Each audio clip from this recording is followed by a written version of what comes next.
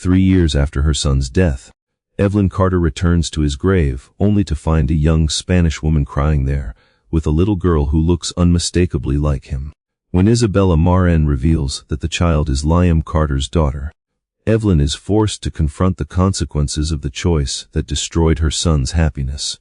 And as her powerful family moves to seize the child for themselves, Evelyn must decide whether to protect her legacy or fight for the granddaughter she never knew existed. Evelyn Carter had visited Hollywood Forever Cemetery countless times in the 3 years since her son's accident. But on that particular early morning she felt an inexplicable tension in her chest, as if the air itself carried a warning. Los Angeles was waking slowly, wrapped in a soft marine layer rolling in from the Pacific, and the cemetery's palm trees stood like quiet guardians over rows of marble headstones. This place had become familiar to her, almost routine. But stepping onto the gravel path that led to Liam's mausoleum always stole a fraction of her breath. She adjusted the collar of her tailored cream-colored coat, a garment far too elegant for a graveyard, yet perfectly in line with the image Evelyn Carter had maintained all her life: polished, controlled, untouchable. In one hand she carried lilies, Liam's favorite, though she still didn't know whether he ever truly liked them or merely praised them, because he knew Evelyn adored them. So many things about her son remained a mystery to her, even in death, and that guilt clung to her like the city's ever-present smog. As she walked, her heels clicked against the pavement with steady rhythm, a reminder of her discipline and the structured world she had built around herself. The Carter family was known throughout Los Angeles for their Empire Carter Real Estate Group, a company she had expanded from a regional firm into a national powerhouse. She had raised Liam to step into that legacy, shaping him with the same precision she used in business decisions. She had always believed she was preparing him for greatness. Only after losing him did she begin to wonder whether she had been preparing him for a life he never wanted. The mausoleum appeared ahead, its white stone facade reflecting the muted morning light. Evelyn slowed, as she always did, steeling herself for the wave of grief that would inevitably wash over her.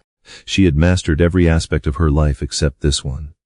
No amount of power, money, or strategy could shield her from the loss of her only child. But today, a strange sensation crept into her. Something felt different, out of place. She tightened her grip on the lilies and quickened her steps. As she approached, she noticed the faint impression of someone kneeling near the entrance. Her brows knit, and for a moment she wondered whether she was mistaken. The mausoleum was private, locked, and only accessible to family or staff, yet the figure remained, small and hunched, shoulders trembling as if weighed by sorrow. Evelyn halted about 20 feet away, her mind racing with questions. Was it a mourner visiting the wrong crypt?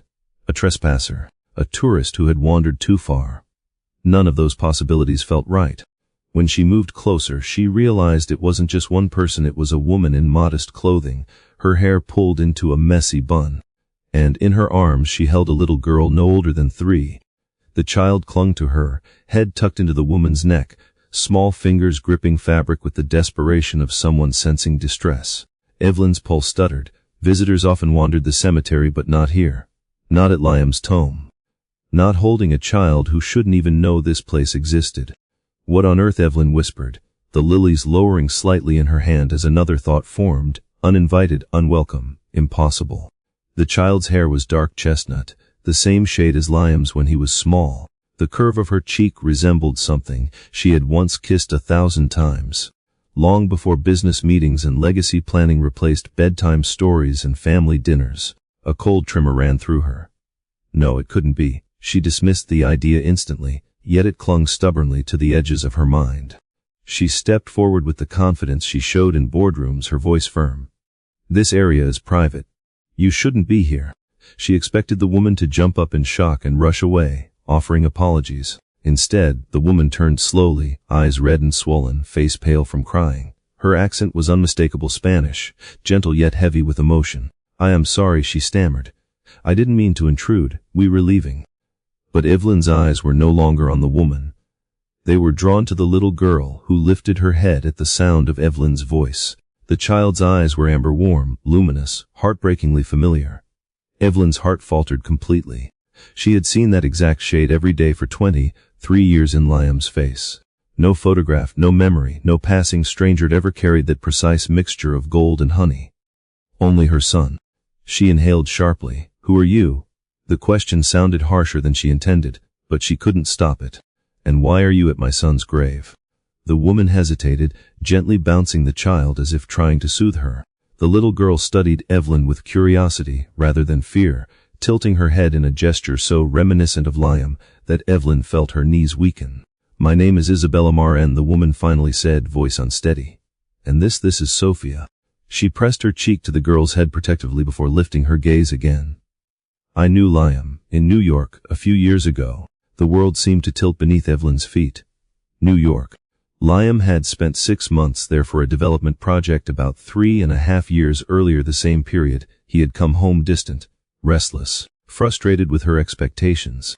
The same period when he had tried, for the first time in his life, to push back against the predetermined path she had forced upon him.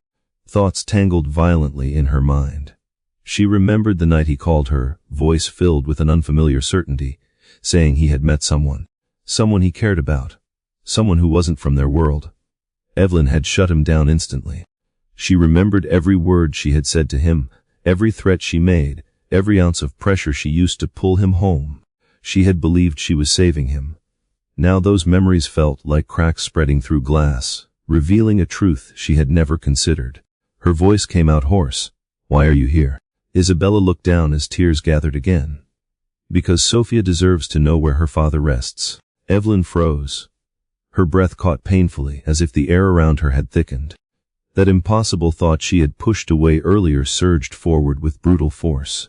Her gaze snapped to Sophia again, those eyes, that small nose, the soft curl at the end of her hair. Liam's features were unmistakable, etched onto this tiny face. Evelyn Carter, a woman who had negotiated billion-dollar deals, stood unable to move. Unable to think beyond the realization pressing down on her. This child wasn't just a stranger's daughter. She was tied to Liam. She was tied to the mistake Evelyn had forced him into. She was tied to the one thing Evelyn would never be able to undo. And for the first time in years, Evelyn felt something she had spent her life avoiding: fear. Not of losing her company, her reputation, or her family's legacy, but of discovering that the consequences of her choices were standing right in front of her, staring back with her son's eyes. Isabella hesitated under Evelyn's gaze, tightening her arms around Sophia as if expecting to be pushed away or judged. The little girl, however, seemed unfazed by the tension. She simply watched Evelyn with those golden eyes that captured every subtle detail, as if she sensed something important unfolding. For Evelyn, the world had narrowed to the small face peeking over Isabella's shoulder. A face that pulled her backward through time with unsettling force. She remembered Liam at that same age, laughing as he ran across the backyard of their Brentwood estate, hair bouncing with every clumsy step. She remembered the way he would tilt his head when studying something new, the same way Sophia was doing now. It wasn't just resemblance, it was inheritance, a reflection of a boy she raised and ultimately pushed too hard. That recognition struck her with a sharp and wholly unfamiliar ache. What do you mean she deserves to know? Evelyn asked, her voice more defensive than she intended. Even speaking felt like stepping through fog, every word weighted with implication.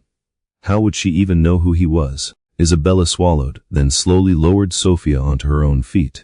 The little girl held onto her mother's leg but remained upright, watching Evelyn without blinking. Isabella brushed a stray curl from Sophia's forehead. Because I told her, she said softly. Not everything, not the complicated parts. But she knows she had a father. She knows his name was Liam. Evelyn's stomach twisted. Hearing Liam's name from the mouth of a stranger, one deeply connected to him in a way she never anticipated, felt like an intrusion on sacred territory. Even though she instinctively knew Isabella had more right to speak it than most people. How long? Evelyn began, then stopped, trying to reorder her thoughts.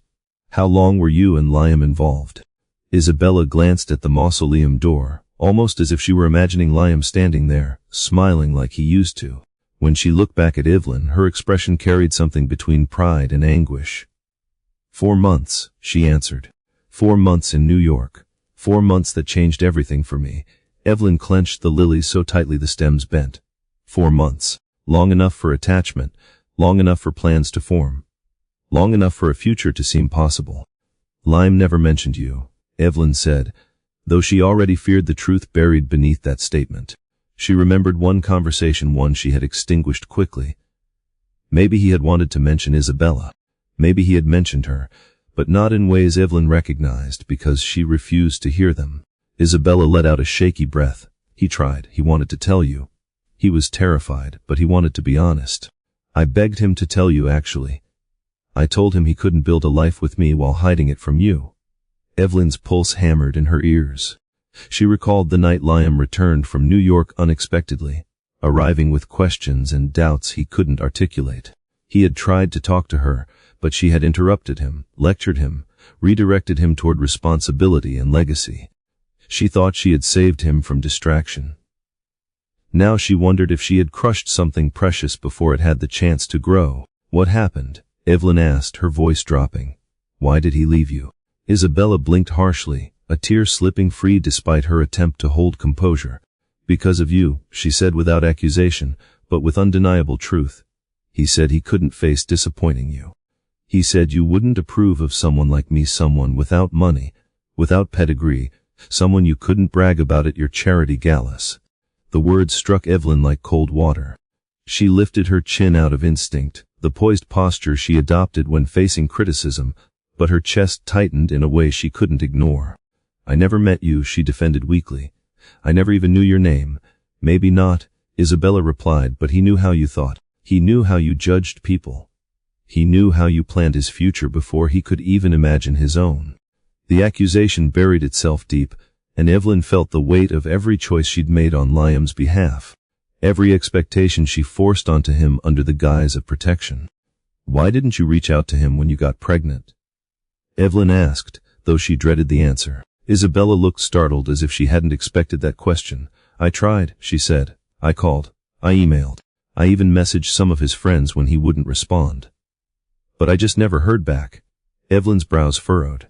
That doesn't make sense. Liam wasn't the type to ignore someone, especially not someone he cared about. Isabella's jaw tightened. He blocked me. Evelyn shook her head immediately, instinctively rejecting the idea.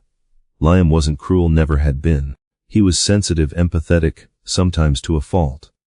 The thought of him blocking someone he loved felt inconsistent with everything she knew about him.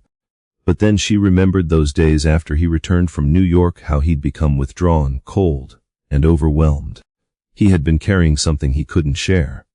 Something Evelyn had forced him to suppress. Sophia tugged on Isabella's sleeve, drawing both women's attention. Mama, the little girl whispered, holding up a tiny fist full of flower petals she had gathered from the ground. Isabella traced her fingers through Sophia's hair before turning back to Evelyn. I came here because I didn't want Sophia to grow up with half her story missing. I wanted her to see his name. I wanted her to know she wasn't unwanted no matter how things ended. Evelyn's throat tightened. She knelt slightly to be closer to Sophia's eye level. The child looked at her with curiosity, not fear, holding out the petals as if offering a small gift. Evelyn reached out slowly, accepting the petals with trembling fingers. She looks like him, Evelyn whispered. She has his eyes. Isabella nodded. Everyone tells me that. Sometimes she makes a face and I swear I'm seeing his ghost. Evelyn pressed a hand over her heart, trying to steady her breaths. Every second she spent near Sophia confirmed what she already knew: the child was Liam's. And you just came here alone? No one knows you were here? Evelyn asked. Isabella nodded. I saved for months to afford the flights. We were staying at a cheap motel in East Hollywood. I couldn't afford much more. I just wanted to let her see the place once. I didn't expect anyone to notice. Hearing of their struggled something inside Evelyn that she had spent years burying beneath wealth and reputation, a sense of responsibility, not born of pride or ego, but of profound guilt. She studied Sophia again, noticing details she hadn't registered before: the small gap between her front teeth, the soft curl of her lower lip, the tiny scar above her eyebrow from some childhood tumble. Every detail tethered Evelyn to a truth she could no longer escape. He should have known, Evelyn said, almost to herself. He should have known he had a daughter. Isabella's eyes filled again. I wanted him to know. I truly did. I didn't want to raise her alone. I didn't want her to grow up without him. But I had no way to reach him. When I heard about the accident, I almost flew here then. But I couldn't afford it, and I didn't know if coming here would fix anything. Evelyn closed her eyes briefly, fighting the swelling grief inside her. When she opened them again, she saw Sophia looking up at her, tugging gently at the hem of her coat. "Are you sad?" Sophia asked, her voice soft and honest, the question simple in a way only a child could express. Evelyn lowered herself further, until she was nearly at the girl's height. "Yes," she answered. "I miss him very much." Sophia nodded thoughtfully, then leaned her head against Isabella's leg, as if satisfied with the answer. Evelyn exhaled, a long breath she hadn't realized she'd been holding. She looked at Isabella, and for the first time since the conversation started, her tone shifted from defensive to earnest. "We need to talk," she said. "Not here, not like this. But we need to talk about Liam, about everything." Isabella hesitated, indecision flickering across her expression. Evelyn extended a hand not in command, not in authority, but in something that resembled a plea. "Please," she added. Isabella looked down at Sophia, then back at Evelyn. After a long pause, she nodded slowly. "All right," she said, "we can talk." And as they stood together in front of Liam's resting place, the truth hung between them not as a threat, but as a story that could no longer remain buried. Evelyn led the way toward the cemetery's exit, though her steps were slower than usual, weighted with a mixture of fear, disbelief, and something she rarely allowed herself to feel, uncertainty. The path curved between rows of tombstones, some polished, some worn, each marking a story that had ended, but none as painfully unfinished as Liam's. She kept glancing back at Isabella and Sophia, almost expecting them to disappear or dissolve into a dream her mind had conjured out of longing. But they remained there, real and alive, moving with an aura of fragility that twisted Evelyn's stomach. She opened the wrought iron gate and guided them toward the parking lot, where her sleek black SUV waited, spotless and gleaming. It looked out of place beside Isabella's worn canvas tote bag and Sophia's scuffed sneakers. Evelyn wasn't used to feeling self-conscious about her wealth, but standing next to them, she sensed a kind of gulf she wasn't sure could ever be crossed. "Can I help you with that?" Evelyn gestured to Isabella's bag, noticing the frayed strap hanging by a few loose threads. Isabella shook her head politely. "No, thank you, it's not heavy." Her tone wasn't defensive, simply matter of fact. She loaded the bag into the back seat and helped Sophia climb in. The little girl pressed her hands against the window, mesmerized by the reflection of palm trees swaying above the cemetery wall. Evelyn slid into the driver's seat and took a moment to collect herself. She had given countless speeches, negotiated with ruthless investors, and stared down board members twice her size. Yet now she struggled to form a coherent sentence. She cleared her throat lightly. "There's a cafe not far from here. Quiet, private. We can talk there." Isabella nodded in the rearview mirror. "All right." Evelyn drove cautiously, more aware of her passengers than the road. Every few seconds her gaze drifted toward the mirror, studying Sophia as she hummed softly, tapping her small shoes together. Those little movements sparked memories Evelyn hadn't revisited in years. Liam swinging his legs under restaurant tables, humming whatever tune was stuck in his head, usually off key but earnest. She remembered nagging him to sit properly, to stop fidgeting, to act like a Carter. Now she wondered how many pieces of his spirit she had chipped away without realizing. When they reached the cafe, a charming place tucked between a vintage bookstore and a boutique florist, Evelyn led them inside. The barista recognized her immediately, almost everyone did, but Evelyn simply raised a hand to prevent him from fussing or rushing to serve her first. She didn't want attention, not today. They chose a corner table near a large window framed by climbing ivy. The morning light poured in, casting soft gold across Sophia's cheeks. The toddler pressed her face to the window, watching a dog trot past with a bright red bandana. Isabella smoothed her daughter's hair before settling into her chair with a tired posture that seemed older than her years. Evelyn placed her gloves on the table, aligning them neatly, a habit she'd developed from decades of controlling her environment. This time, though, she struggled to maintain that composure. "I want you to tell me everything," she said. "Everything about you and Liam. About what happened in New York. I need to understand." Isabella met her eyes, searching for any trace of hostility. But she found only urgency, a restrained desperation Evelyn could no longer conceal. "It started in the most ordinary way," Isabella began, resting her fingertips on the edge of her coffee cup. "I was working as a server at a small Spanish restaurant in Brooklyn. He came in one night looking like he'd wandered a little too far from the world he belongs to." She smiled faintly. He kept staring at the menu like it was written in another language. I offered to help him choose something, and he joked that he would eat anything as long as it wasn't too fancy. But he ordered the cheapest thing anyway, which I later realized was because he felt guilty taking up space in a small family-owned place. Evelyn's chest tightened. That sounded exactly like him never wanting to impose, always trying to blend in with whatever environment he entered. Isabella continued. He started coming back. First once a week, then every other day. He told me he liked the food, but really I think he was lonely. He didn't say it outright, but I could feel it. He carried so much weight on his shoulders for someone his age. Evelyn's hands curled around her coffee cup. He always believed he had to earn his place in this family, she murmured. I made sure he understood the responsibility he had, and he respected that, Isabella said. He talked about you a lot. Not in a resentful way, more like someone who wanted so badly to make you proud, but didn't know how to ask for permission to live his own life. Evelyn swallowed hard. The words hurt because they were true. Isabella took a breath. We spent time together outside the restaurant. The city made him feel free. He loved walking along the East River, sitting in tiny parks tucked between apartment buildings, getting lost on purpose in crowded streets. He said love was too polished, too perfect, too curated. New York made him feel real. Evelyn pictured her son on those streets, blending into a world far removed from country clubs and business dinners. A world she had never bothered to imagine for him. He was different with you, Evelyn said slowly. I can tell. Isabella nodded. We fell in love quickly, maybe too quickly, but it felt right. Her hand drifted towards Sophia, who was now playing with sugar packets, stacking them like tiny building blocks. When I found out I was pregnant, I was terrified, but also hopeful. I thought he would be happy. I thought we could build something together. What happened?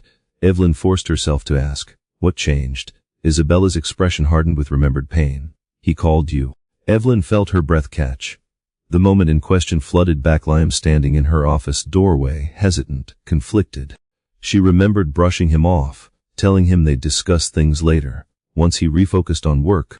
She remembered the tension in his shoulders as she listed the Carter family expectations, leadership, commitment, legacy.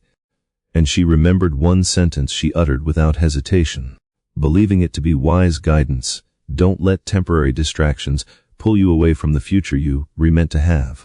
I told him he should tell you about me, Isabella said. He went quiet. Then he said he couldn't, that you would never accept someone like me. Evelyn pressed her hand to her mouth. She didn't deny it. She couldn't. I told him I didn't need his money, Isabella continued. I didn't want anything from him except honesty. But the next day he ended things, no explanation, no real conversation, just gone. Evelyn felt a sting behind her eyes. He didn't mention you after that, she whispered. He came home and seemed dimmed, like something in him had gone out. Isabella's gaze softened, not forgiving, but understanding the depth of Evelyn's regret.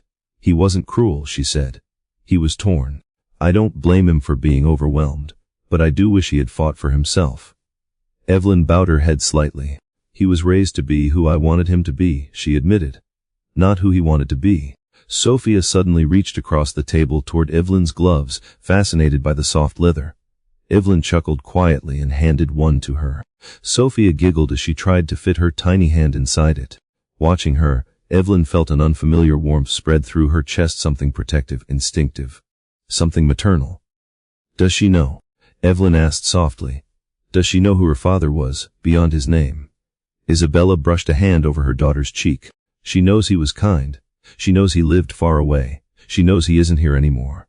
Her voice trembled. But she doesn't know why. And I didn't know whether coming here was right. I didn't come for help. I didn't come for money. I came so she could have a piece of him. Evelyn let out a long breath. I wish he had known. I wish I had known. Isabella's eyes glistened. I wanted him to know. I swear I did. Evelyn nodded, absorbing the weight of everything she had done and everything she had prevented. You were part of his life, Evelyn said carefully, and she's part of him. I want to understand that. I want to understand both of you. Isabella hesitated, then offered a small nod. Then let's try. Sophia looked up at them, her hand still buried in Evelyn's oversized glove, her smile bright and innocent. And in that moment, Evelyn Carter knew that whatever had started in a Brooklyn restaurant years ago was no longer just a memory, it was a future she had never expected to face, but one she could no longer turn away from. Evelyn hadn't expected her hands to tremble when she handed Sophia a small spoon to stir her cup of warm milk. But they did. She hoped Isabella didn't notice, though she suspected the younger woman was far too perceptive to miss much at this point. The cafe, with its soft jazz and clinking cups, felt strangely unreal to Evelyn, like a backdrop to a moment she never anticipated living. She watched Sophia concentrate deeply on stirring, her little brow furrowing, exactly the same way Liam's used to when he was trying to master something simple yet frustrating, like tying his shoes or building his first model car. That tiny wrinkle between Sophia's eyebrows hit Evelyn with a wave of emotion so sudden she had to steady herself against the edge of the table. How many habits, expressions, quirks had Liam inherited from her? And how many had Sophia inherited from him? The more Evelyn watched, the more she saw echoes of her son in the child before her.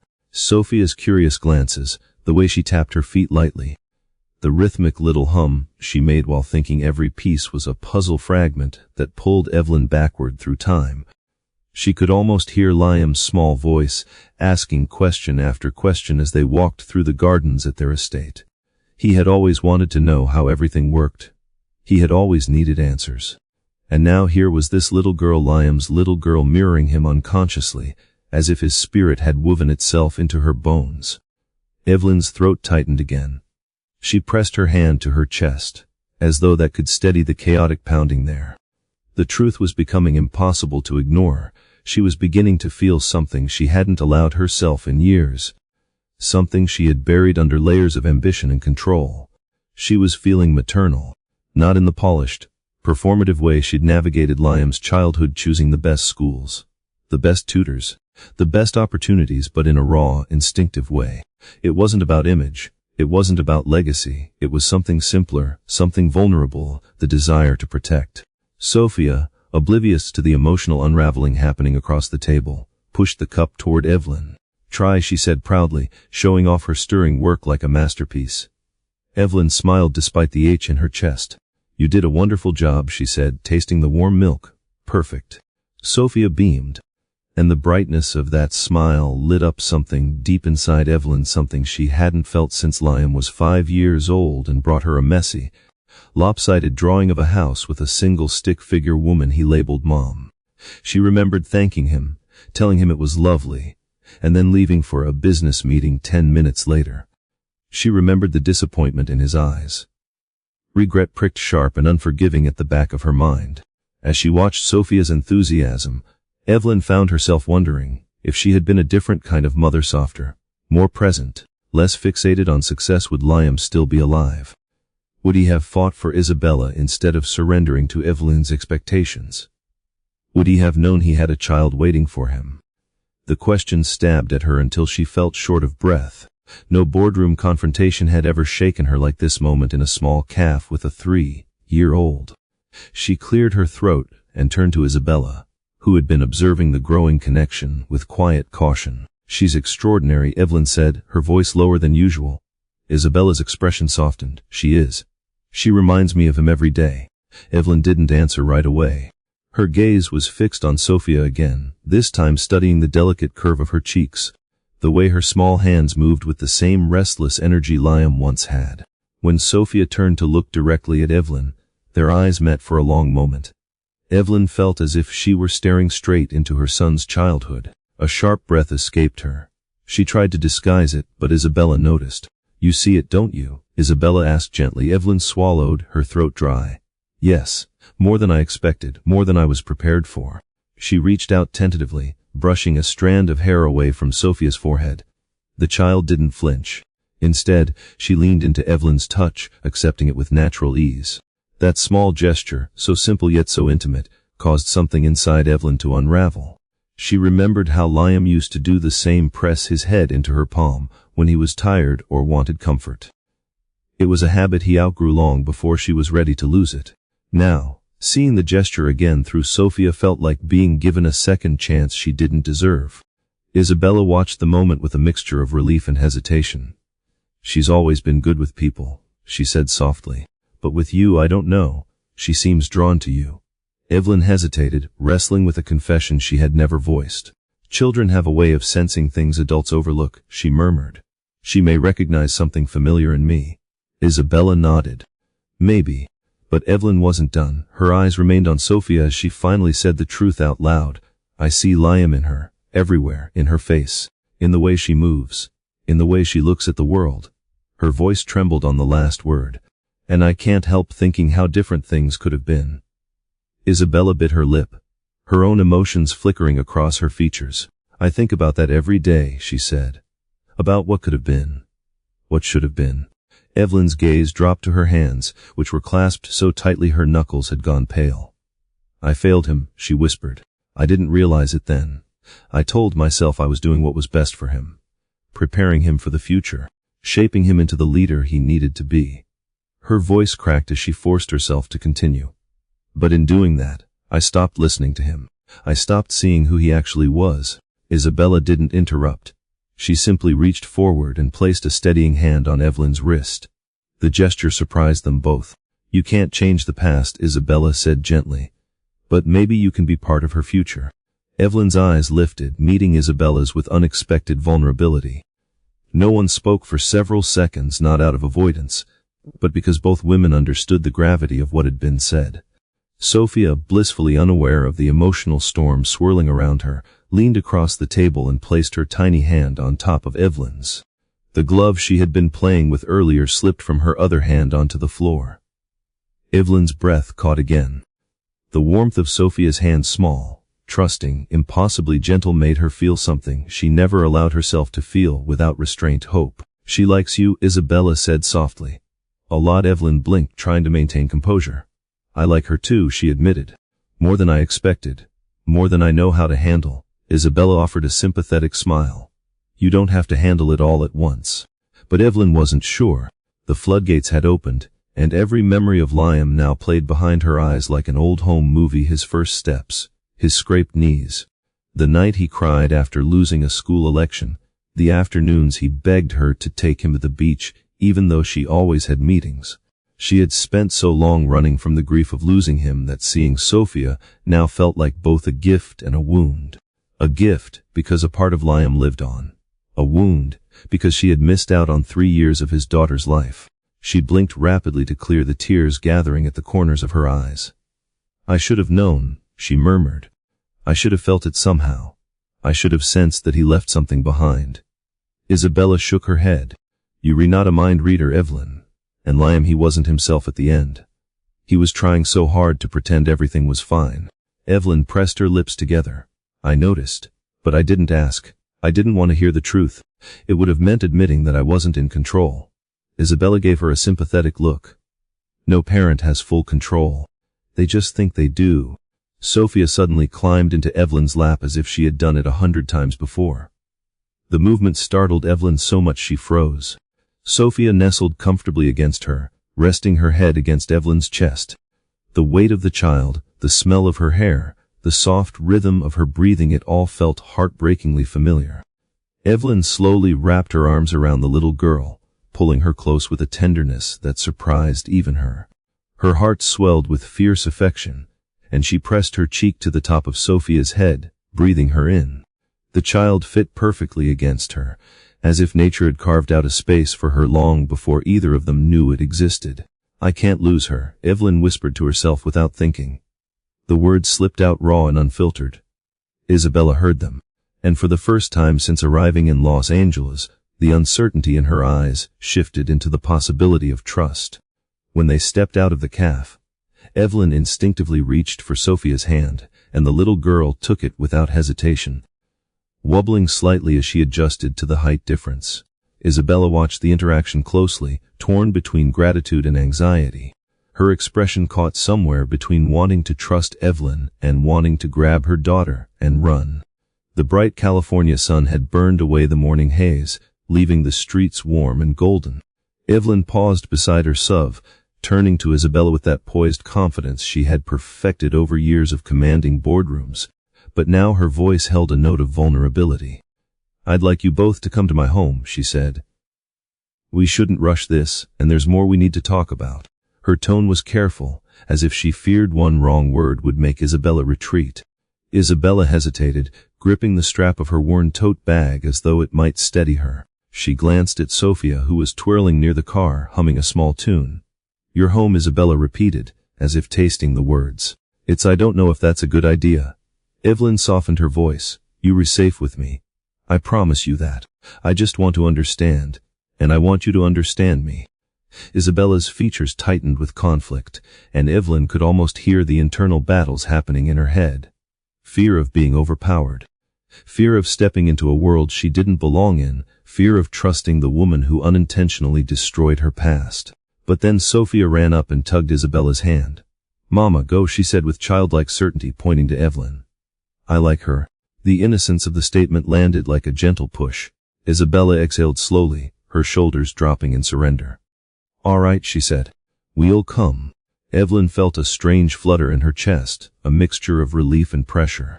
She helped Sophia into the back seat, buckling her carefully into the car seat she kept for friends' children. Sophia kicked her feet happily against the leather, mesmerized by the smooth interior. Isabella slid in beside her daughter, clutching the tote into her lap as if afraid the pristine upholstery might reject her presence.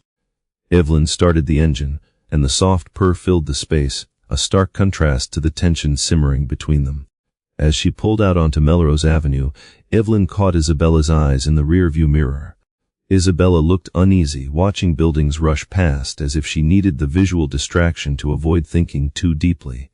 Evelyn understood that anxiety, all too well the fear of stepping into a world that had never welcomed her. The problem was that Isabella wasn't stepping into Evelyn's world by choice.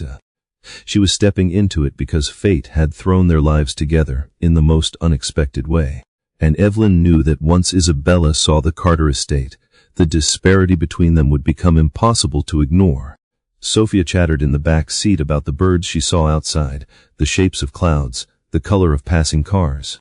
Her voice was bright and unfiltered, and every few sentences she leaned forward to tap Evelyn's shoulder and share another observation.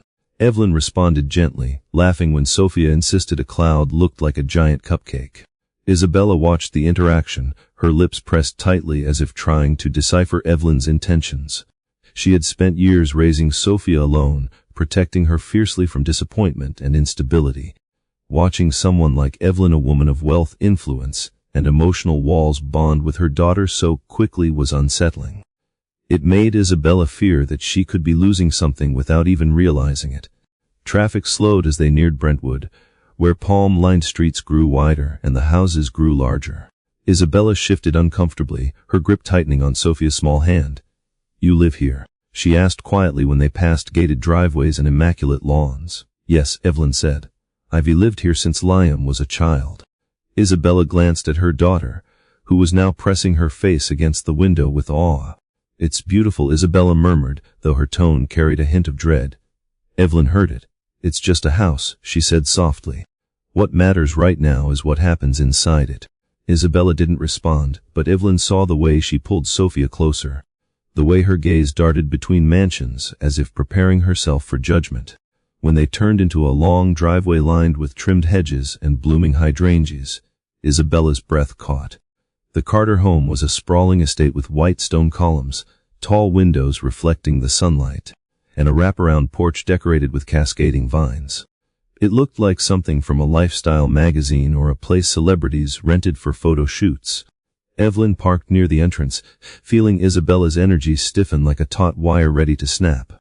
"This is too much," Isabella whispered, barely audible. "It's overwhelming."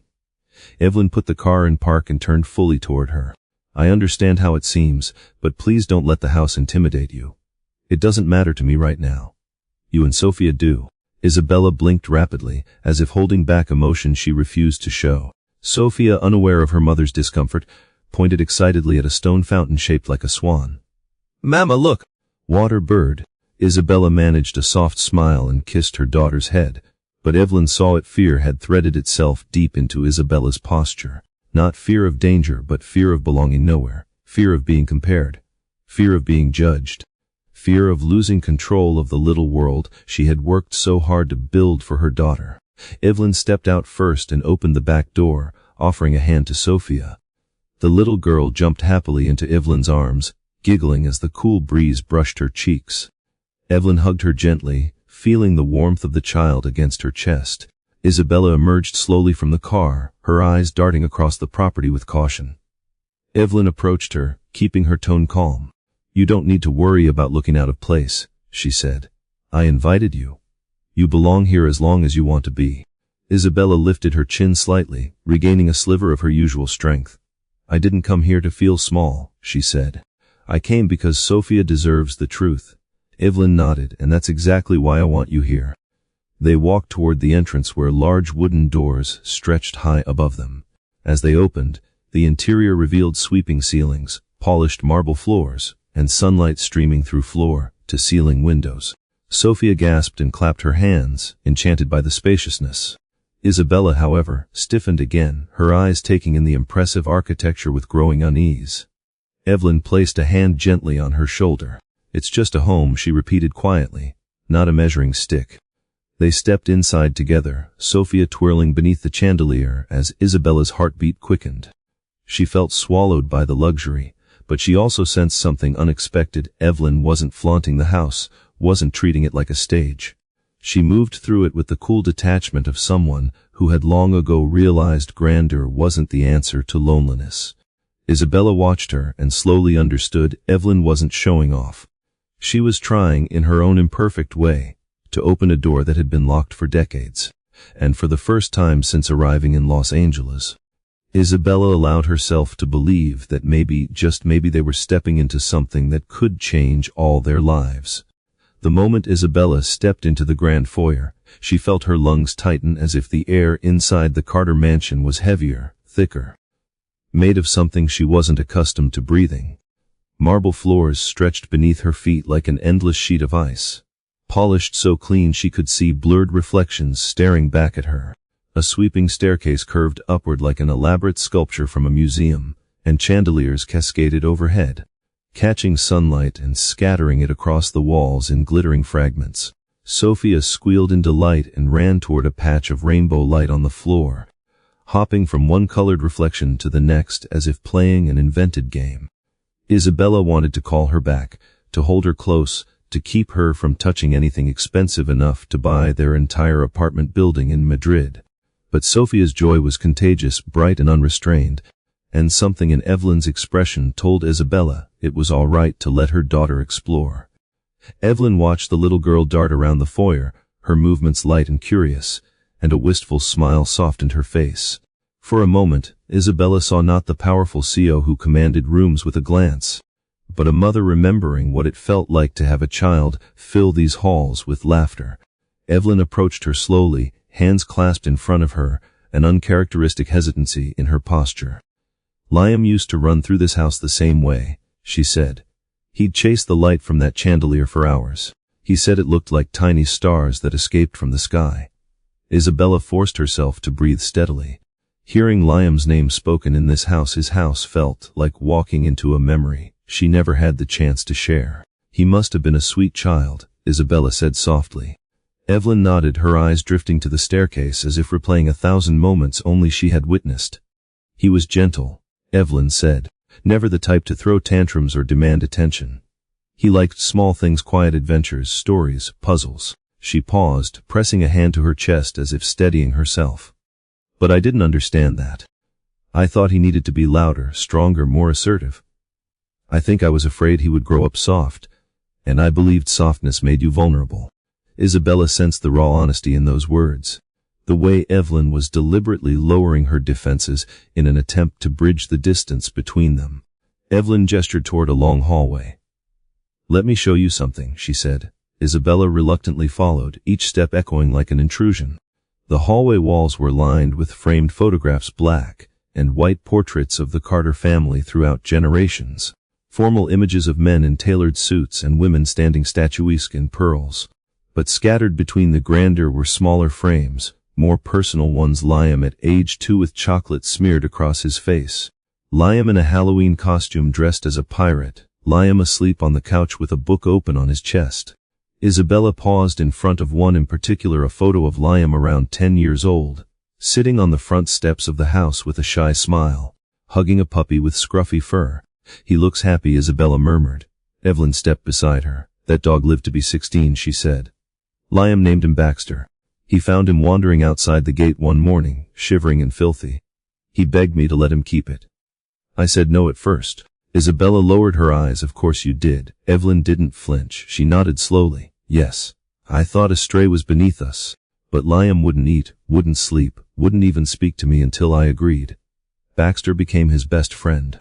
A faint smile pulled at Isabella's lips. So he wasn't always obedient. Not when it mattered, Evelyn admitted. He just didn't understand how to fight for himself when he grew older. The confession lingered between them. Evelyn lifted a hand and traced a fingertip along the edge of the photo frame, as though touching Liam through it. When he came back from New York, he was different, she said. Quieter. I assumed it was stress. I never asked why. The heaviness in her voice revealed the truth she had been carrying alone, grief tangled with regret, thick and unrelenting. Isabella opened her mouth to speak, but Sophia came sprinting down the hallway before she could. Mama, look! Big house! She exclaimed, pointing toward a sunlit room at the end of the corridor. The child's unfiltered excitement eased the tension momentarily. Evelyn bent down so she was eye level with Sophia. Would you like to see the backyard? She asked warmly. Sophia's eyes widened. Backyard. Evelyn nodded. There's a garden, a pond, and a little bridge. I think you'll love it. Sophia clapped enthusiastically, rushing to grab Evelyn's hand as if she had known her forever. Evelyn offered her fingers willingly, letting the small hand wrap around them. Isabella followed behind, watching the scene with a cautious mixture of fear and awe. The ease with which Sophia attached herself to Evelyn was both heartwarming and unsettling. It filled Isabella with gratitude, but also ignited a deep fear that she might be losing the one thing she loved most in the world to a legacy she could never compete with. The backyard unfolded before them through a set of tall French doors.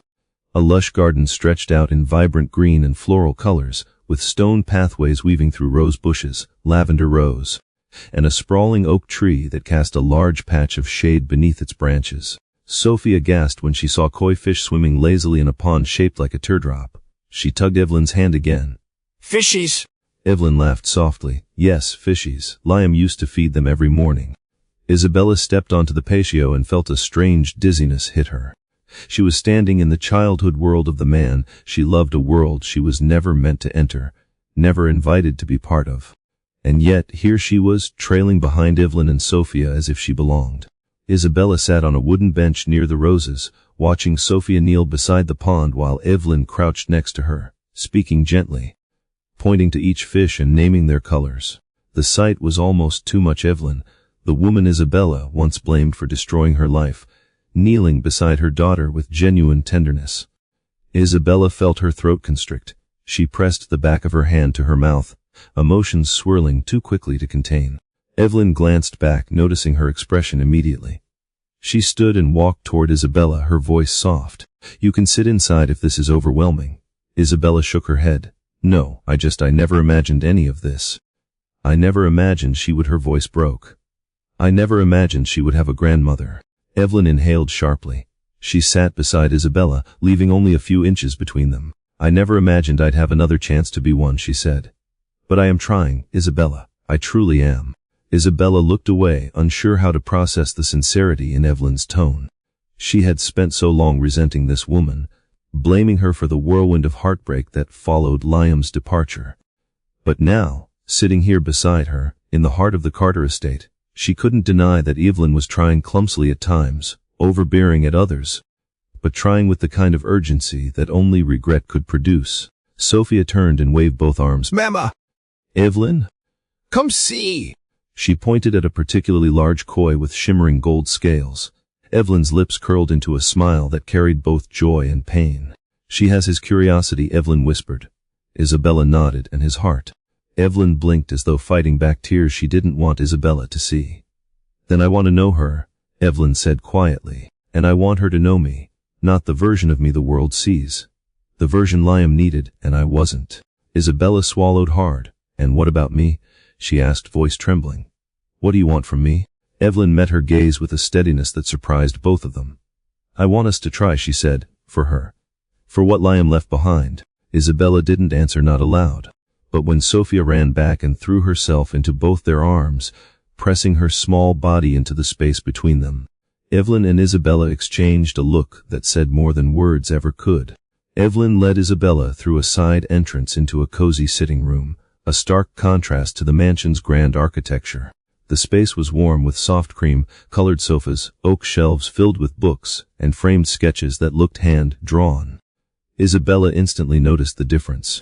This wasn't the pristine, curated part of the house meant to impress guests. This felt lived in, as though someone had curled up here night after night, seeking comfort rather than admiration.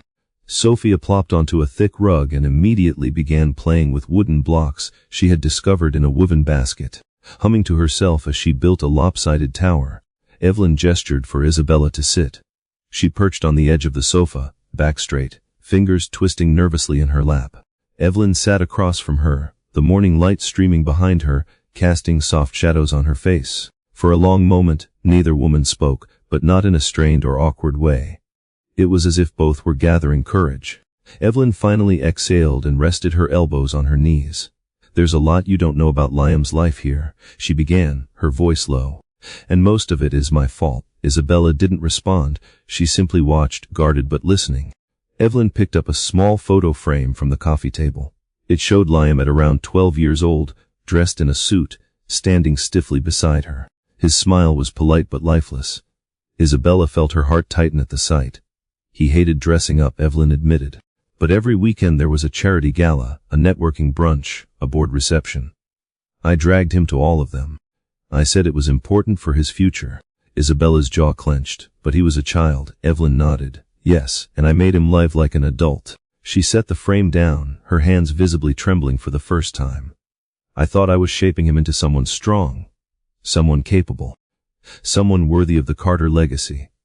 But I realize now I was shaping him into someone who never learned how to want anything for himself." Isabella looked down at her hands.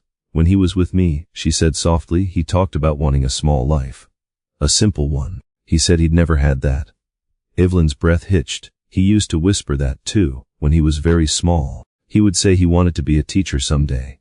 Or a musician. Something ordinary. I told him he needed to think bigger." Isabella frowned. "Bigger doesn't always mean better." Evelyn laughed bitterly. "Trust me, I know that now." She rubbed her forehead as though trying to ease pressure building behind her temples. When Liam came back from New York, something in him had changed. He walked differently, spoke differently. He seemed hopeful, like he had found something real. I sensed it even if he never said the words. Her voice softened. But I dismissed it. I dismissed him. Isabella felt a sharp pinch of anger buried under her ribs, anger she had carried for 3 years. Anger that had shaped so many lonely nights and exhausted mornings raising Sophia alone. "You didn't give him the chance to choose," she said, her voice trembling with restrained emotion. "You didn't let him tell you about me, or about her." Evelyn didn't flinch. "You rewrite," she said, her honesty startling in its clarity. "I didn't." She looked towards Sophia, whose block tower had just toppled over. The child erupted into laughter, delighted at her own destruction. Evelyn smiled faintly. "If I had known," she whispered, "I would have treated him differently.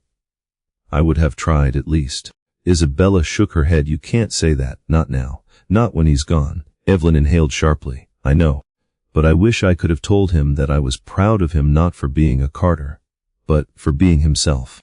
Isabella's eyes burned, the weight of shared grief settling heavily between them.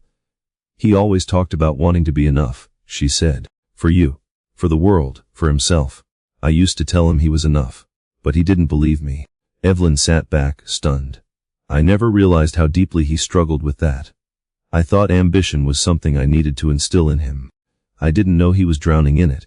Isabella rubbed her arms, as if the room had suddenly grown cold.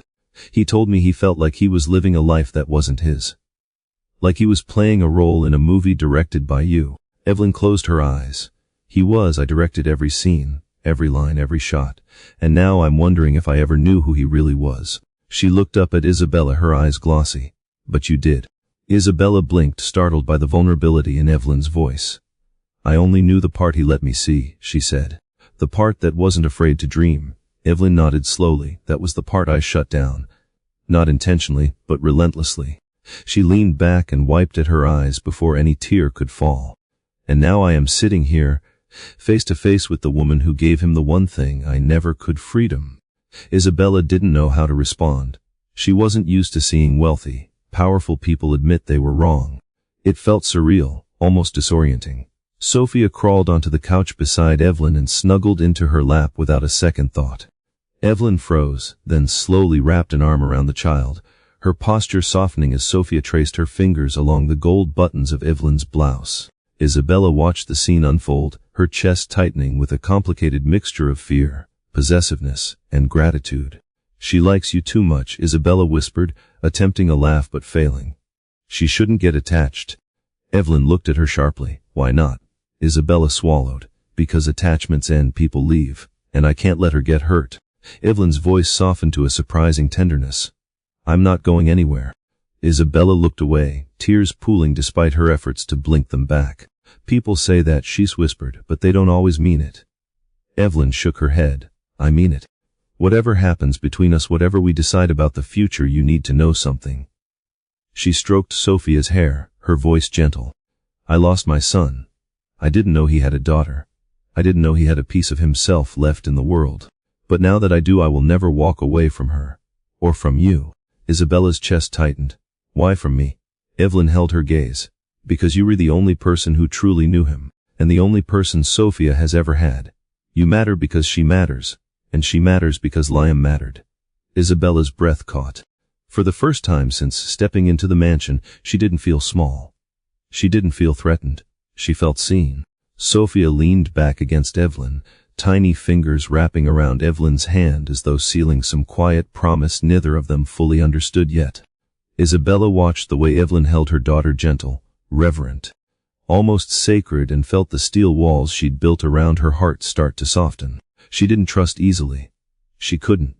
But for the first time, she thought that maybe, just maybe, Evelyn Carter wasn't her enemy. Maybe she was something entirely different, something unexpected, something necessary, something like family. As the afternoon light drifted through the sitting room windows, softening the stark edges of the Carter mansion, Isabella felt her pulse quicken. Evelyn's sincerity unsettled her more than hostility ever could. Hostility she understood, hostility she could fight back against. But kindness, genuine, unguarded kindness, was harder to brace for, harder to distrust, harder not to want. Sophia laid curled comfortably in Evelyn's lap, tracing imaginary shapes on the silk fabric of Evelyn's blouse. The sight pierced Isabella's chest with emotions she didn't know how to categorize: jealousy, relief, fear, love. All of them swirled together, creating a storm she wasn't prepared to navigate. Evelyn kept her gaze on Sophia, though her voice when she finally spoke was directed wholly at Isabella. "I want to help you," she said. "Both of you." Isabella stiffened instantly, her hands tightening. "Help comes with expectations," she said sharply. "Help comes with strings, especially from people with power." Evelyn flinched, not because it wasn't true, but because she recognized herself in the critique. She had spent years wielding influence like a sword, shaping the world to match her plans. But now she felt more like someone who had lost her compass entirely. She met Isabella's wary eyes. "This isn't business," Evelyn said firmly. "This isn't a negotiation. This is something I owe. Something I should have done years ago." Isabella crossed her arms tightly across her chest, as if shielding herself. "You owe nothing to me," she said. "You don't even know me." Evelyn shook her head. "But I know my son, and I know how badly I failed him, and because of that, I failed you too." The words stunned Isabella. She blinked, uncertain whether she had heard correctly. Evelyn continued, her voice steady but laced with emotion. "I kept him from making choices that mattered to him. I kept him from you, from this little girl." She stroked Sophia's hair gently. "And I can't fix any of it. Not for him. But maybe I can do something for her." Isabella's throat tightened painfully. She wasn't used to being seen, truly seen. Most people assumed her life was a simple story: a struggling single mother, a foreigner, a woman who made do with little. They never saw the nights she spent awake, panicking over fevers she couldn't afford hospital visits for. They never saw her calculating grocery totals to the cent, or choosing between paying for electricity or buying new shoes for Sophia's growing feet. "I have done everything alone," Isabella whispered, her voice unexpectedly fragile. Evelyn heard the tremor and sat up straighter. Isabella forced herself to keep speaking, even though each word felt scraped from the deepest parts of her exhaustion. 3 years, Evelyn. 3 years of working double shifts. 3 years of moving from one tiny apartment to another because rent kept going up. 3 years of telling my daughter she didn't need a father because she had me. Her voice cracked.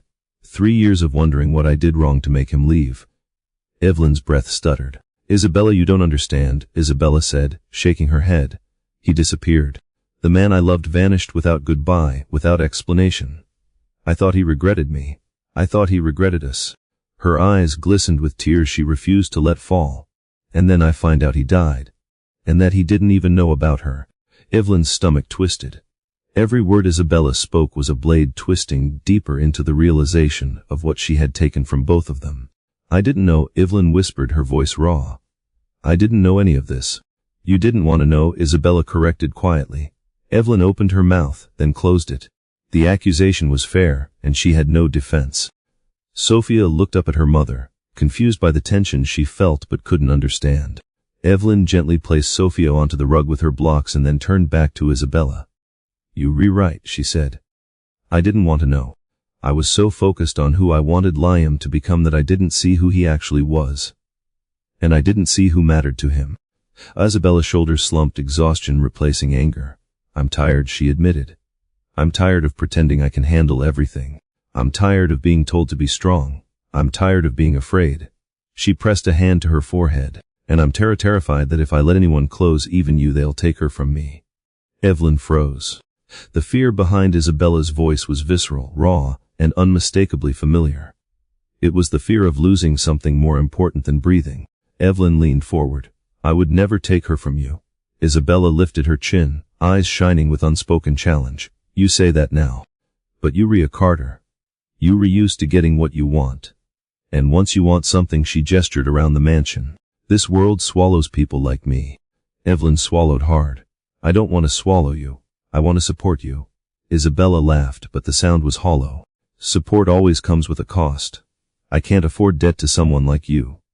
Evelyn shook her head again, her voice cracking for the first time. This isn't a debt. This is responsibility. I wasn't there for him. Let me try to be here for her.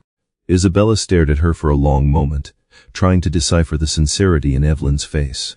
There was no condescension, no manipulation, no agenda, just an older woman drowning in the guilt of her past mistakes and desperately reaching for a chance to do something right.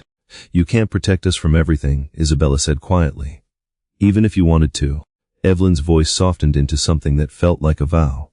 But I can try. Isabella's breath caught. Promises break, she whispered. Evelyn shook her head. Not this one. Sophia crawled back onto the sofa, nestling between the two women with the ease of someone who sensed connection forming even when adults didn't. She rested her head on Isabella's thigh and placed her small hand on Evelyn's. The contact made Evelyn inhale sharply, as though something had just anchored itself inside her chest. Isabella watched the exchange, torn between fear of attachment and the undeniable truth that Sophia already adored Evelyn. She shouldn't get used to this, Isabella muttered. She shouldn't get used to this house. Or to you. Evelyn looked at her steadily. Then let her get used to love.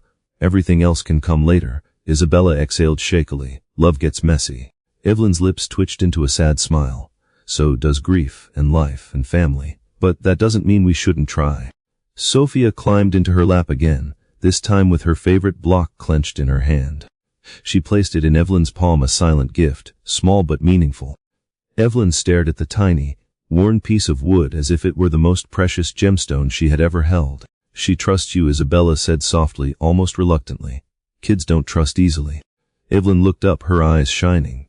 Then I learned that trust every day. Isabella studied her face, her expression conflicted. You don't know what you're promising, she whispered. Protecting us means standing against your world, your family, your name. Evelyn took a slow breath.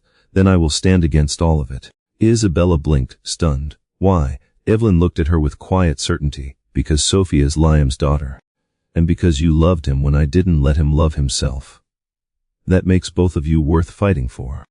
And for the first time, Isabella looked at Evelyn and didn't see the woman who ruined her life. She saw the woman who might finally help rebuild it.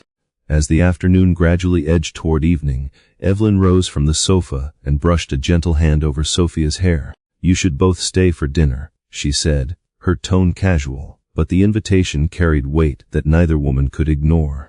Isabella stiffened immediately. Her eyes darted around the room, taking in every sign of wealth, every polished surface, every expensive fixture, every curated piece of art.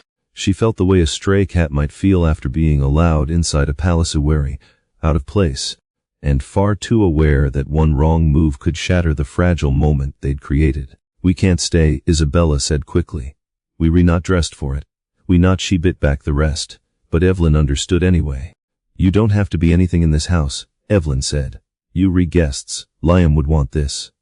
Isabella flinched as though struck. Bringing Liam into the conversation softened her resistance, but didn't erase the fear that gnawed at her. Evelyn continued. "Besides, Sophia looks comfortable, and I think you could use a warm meal." Isabella swallowed hard. She wanted to reject the offer. It felt safer to keep distance, but her empty stomach reminded her how little they had eaten earlier. Sophia, oblivious to the tension, tugged at her mother's sleeve. "Mama, I want dinner here, please." The innocence of her request cracked Isabella's defenses. Evelyn clapped her hands lightly, summoning a member of the household staff. A woman in a crisp uniform entered. Linda, the housekeeper who had worked with the Carters for over a decade. Her posture faltered slightly when she noticed Isabella and Sophia. She masked it quickly, but not quickly enough. Isabella saw the flicker of judgment in her eyes. She looked down at her faded jeans, the frayed hem of her sweater, her worn shoes. Every insecurity in her body ignited at once. Linda turned to Evelyn. "Ms. Carter, should I prepare the dining room?" she asked politely, though her voice held a note of confusion. "The usual arrangement, or something else?" Evelyn didn't miss the hesitation. She stepped forward. "The family dining room, Linda, not the formal one," she said, then added pointedly, "and please set a place for 3. Linda blinked. "3, ma'am." "3," Evelyn repeated firmly. The housekeeper nodded and left, but not before giving Isabella a quick glance, one that said, "I don't know who you are, but you don't belong here." Isabella felt her cheeks burn. She crossed her arms protectively over her chest, feeling small and exposed. Evelyn sensed the shift instantly. "Ignore it," she said. "Linda isn't unkind. She's simply unused to guests who aren't wearing designer clothes." "That's exactly the problem," Isabella muttered, her accent sharpening with frustration. "Your world has rules I don't know how to follow." Evelyn stepped closer. "Then we rewrite the rules." Isabella looked up sharply, unsure whether she misheard. But Evelyn's expression wasn't mocking, it was determined. She gestured toward the kitchen area. "Come. We'll talk while dinner's being prepared." As they walked through the hallway, Isabella could feel her heartbeat pounding against her ribs.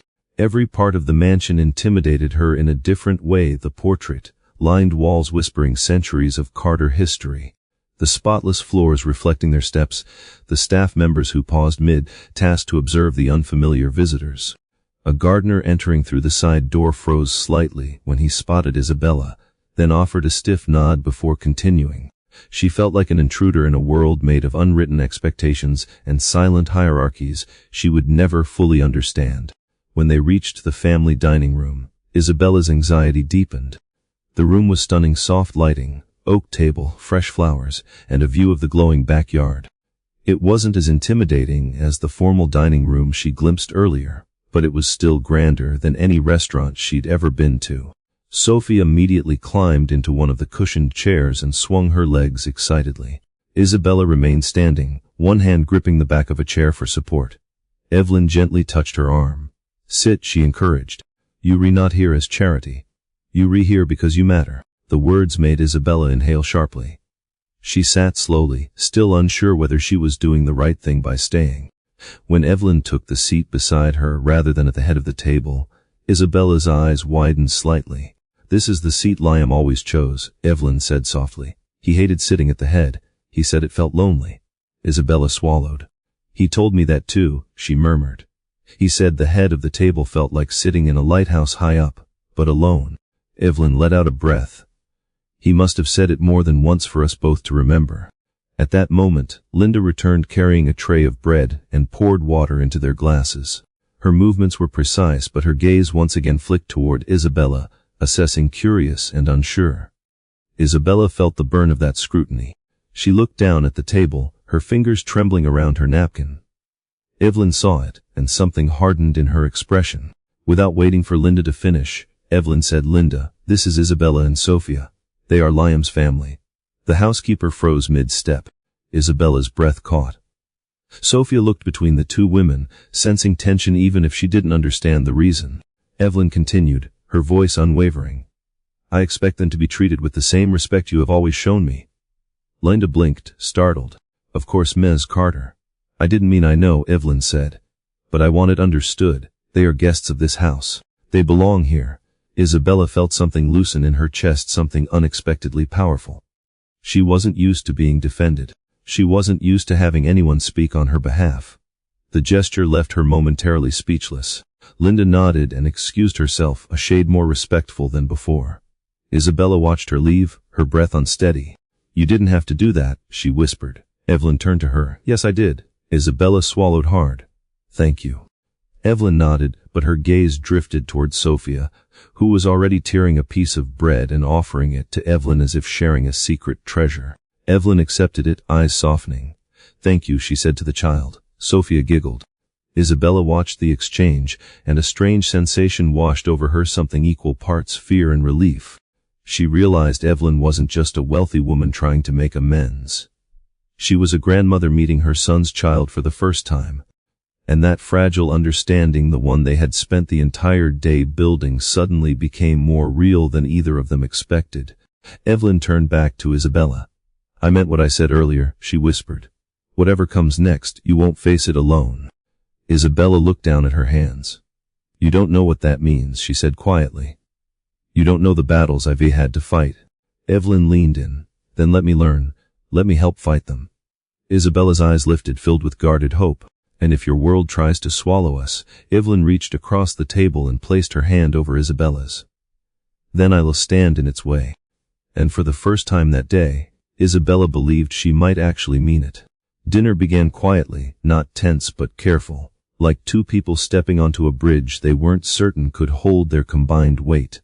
The long oak table between them was set with simple dishes: roast chicken, mashed potatoes, garden vegetables, nothing extravagant, nothing intimidating. Evelyn had chosen this deliberately, wanting the moment to feel intimate rather than formal, hoping to erase even a little of the gulf that existed between their worlds. Sophia dug into her plate with enthusiasm, humming happily, legs swinging under the chair. Every few bites, she glanced at Evelyn to make sure the woman was watching her, and each time Evelyn offered a warm smile that made something inside Isabella twist unexpectedly. It was a smile full of gentle affection, the kind of look a grandmother might give her grandchild while memorizing every tiny detail. Isabella pushed food around her plate, appetite swallowed by nerves. Evelyn noticed, set down her fork, and spoke with a softness that caught Isabella off guard. You're not eating, she said. Are you uncomfortable? Isabella forced a small breath. I'm fine. Just not used to this. Evelyn didn't rush her. You can be honest, Isabella. That's why you're here. It was the invitation that finally broke through her hesitation. She lowered her fork, her fingers trembling slightly. You want honesty, she whispered. Then I'll give you honesty. Evelyn nodded, bracing herself. Isabella took a slow breath before speaking again. When Liam left, I was 2 months pregnant, she began. I told myself he would call, that he was just overwhelmed, confused, maybe scared. Every day I checked my phone, every day I waited for some sign that he remembered me. Her voice thinned. But he never did. Not once. Evelyn's jaw tightened, not in anger at Isabella, but at herself. She forced her voice to remain steady. I didn't know, she said. I never knew he left someone behind. Isabella shook her head. You didn't ask either. You didn't give him space to tell you. Evelyn swallowed her shame. No, I didn't. Isabella stared at her hands, memories flooding her with force. When Sophia was born, I couldn't afford the hospital bill, she said.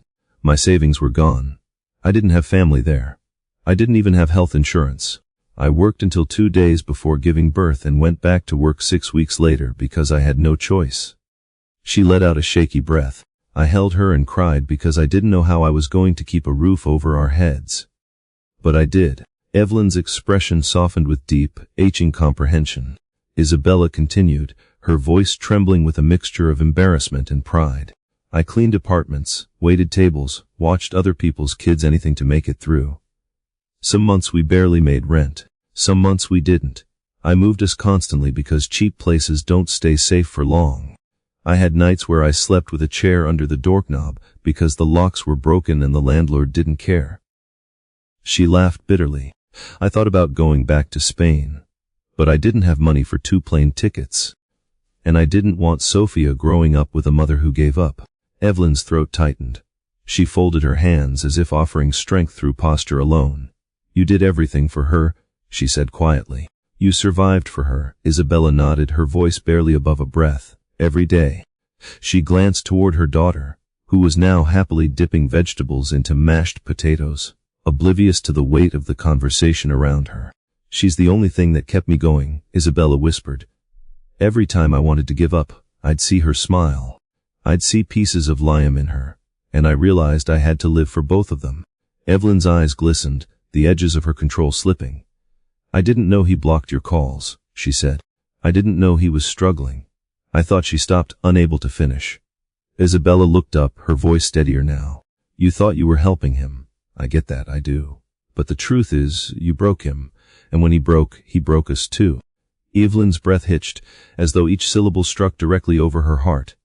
"You were right," she said, the admission heavy with remorse. "I pushed him so hard into the life I envisioned that I didn't realize I was pushing him away from the life he wanted. I didn't let him choose love. I didn't let him choose anything." The room seemed to hold a fragile equilibrium, Isabella's pain meeting Evelyn's regret in a rare, honest exchange that neither had expected but both desperately needed. Evelyn exhaled, forcing herself to confront the truth she had avoided for far too long. "I wasn't a good mother to him," she whispered. "I didn't listen. I didn't see him. And I can't undo any of it." Her voice cracked. "But I can try to be better for her. For you." Isabella stared at her, searching for traces of manipulation or selfish motivation. She found none. What she saw instead was a woman stripped of armor, mourning the son she failed and reaching toward the granddaughter she desperately wanted to protect. "I don't know how to trust you," Isabella confessed. Evelyn nodded. "I don't expect you to, not yet." She looked down at Sophia again. "But I'm asking for a chance. One chance to show you who I can be." Isabella inhaled shakily. "And what if you change your mind? What if your family doesn't want us here?" Evelyn's posture stiffened, her expression sharpening with a fierceness Isabella hadn't seen before. "My family doesn't get to decide this," she said. "Liam is gone, and I will not lose the only piece of him left." Isabella's heart thudded painfully. "I can't lose her," she said, voice trembling now with fear rather than anger. "She's all I have. If something happens, if someone tries to take her," Evelyn leaned forward, eyes steady. "No one will take her. Not while I'm here." "You can't promise that," Isabella whispered. Evelyn held her gaze. "I can promise I'll fight." Sophia looked up then, her face lighting up when she saw both women staring at her. She held up her spoon like a trophy. "Look, I finished my veggies." Evelyn laughed, a soft, beautiful sound Isabella hadn't expected from a woman who carried grief like a second skin. "Good job, sweetheart," she said. Isabella felt something warm bloom in her chest. For the first time since stepping into Evelyn's world, she didn't feel judged. She didn't feel inferior. She felt understood. The dinner continued, not perfectly but gently, with occasional conversations about favorite foods, childhood memories, and Sophia's silly stories from preschool. Each exchange, each breath, each shared smile knitted invisible threads between the women, fragile threads, but threads nonetheless. And as they cleared the plates together, Isabella realized something extraordinary. This dinner, this conversation, this entire evening, they were no longer just two women bound by tragedy. They were two mothers, trying in their own imperfect ways to protect the same child. It wasn't trust yet, but it was something real, something beginning.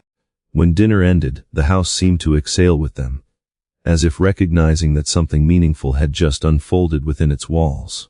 Evelyn rose from her chair and offered Sophia her hand, which the little girl took eagerly.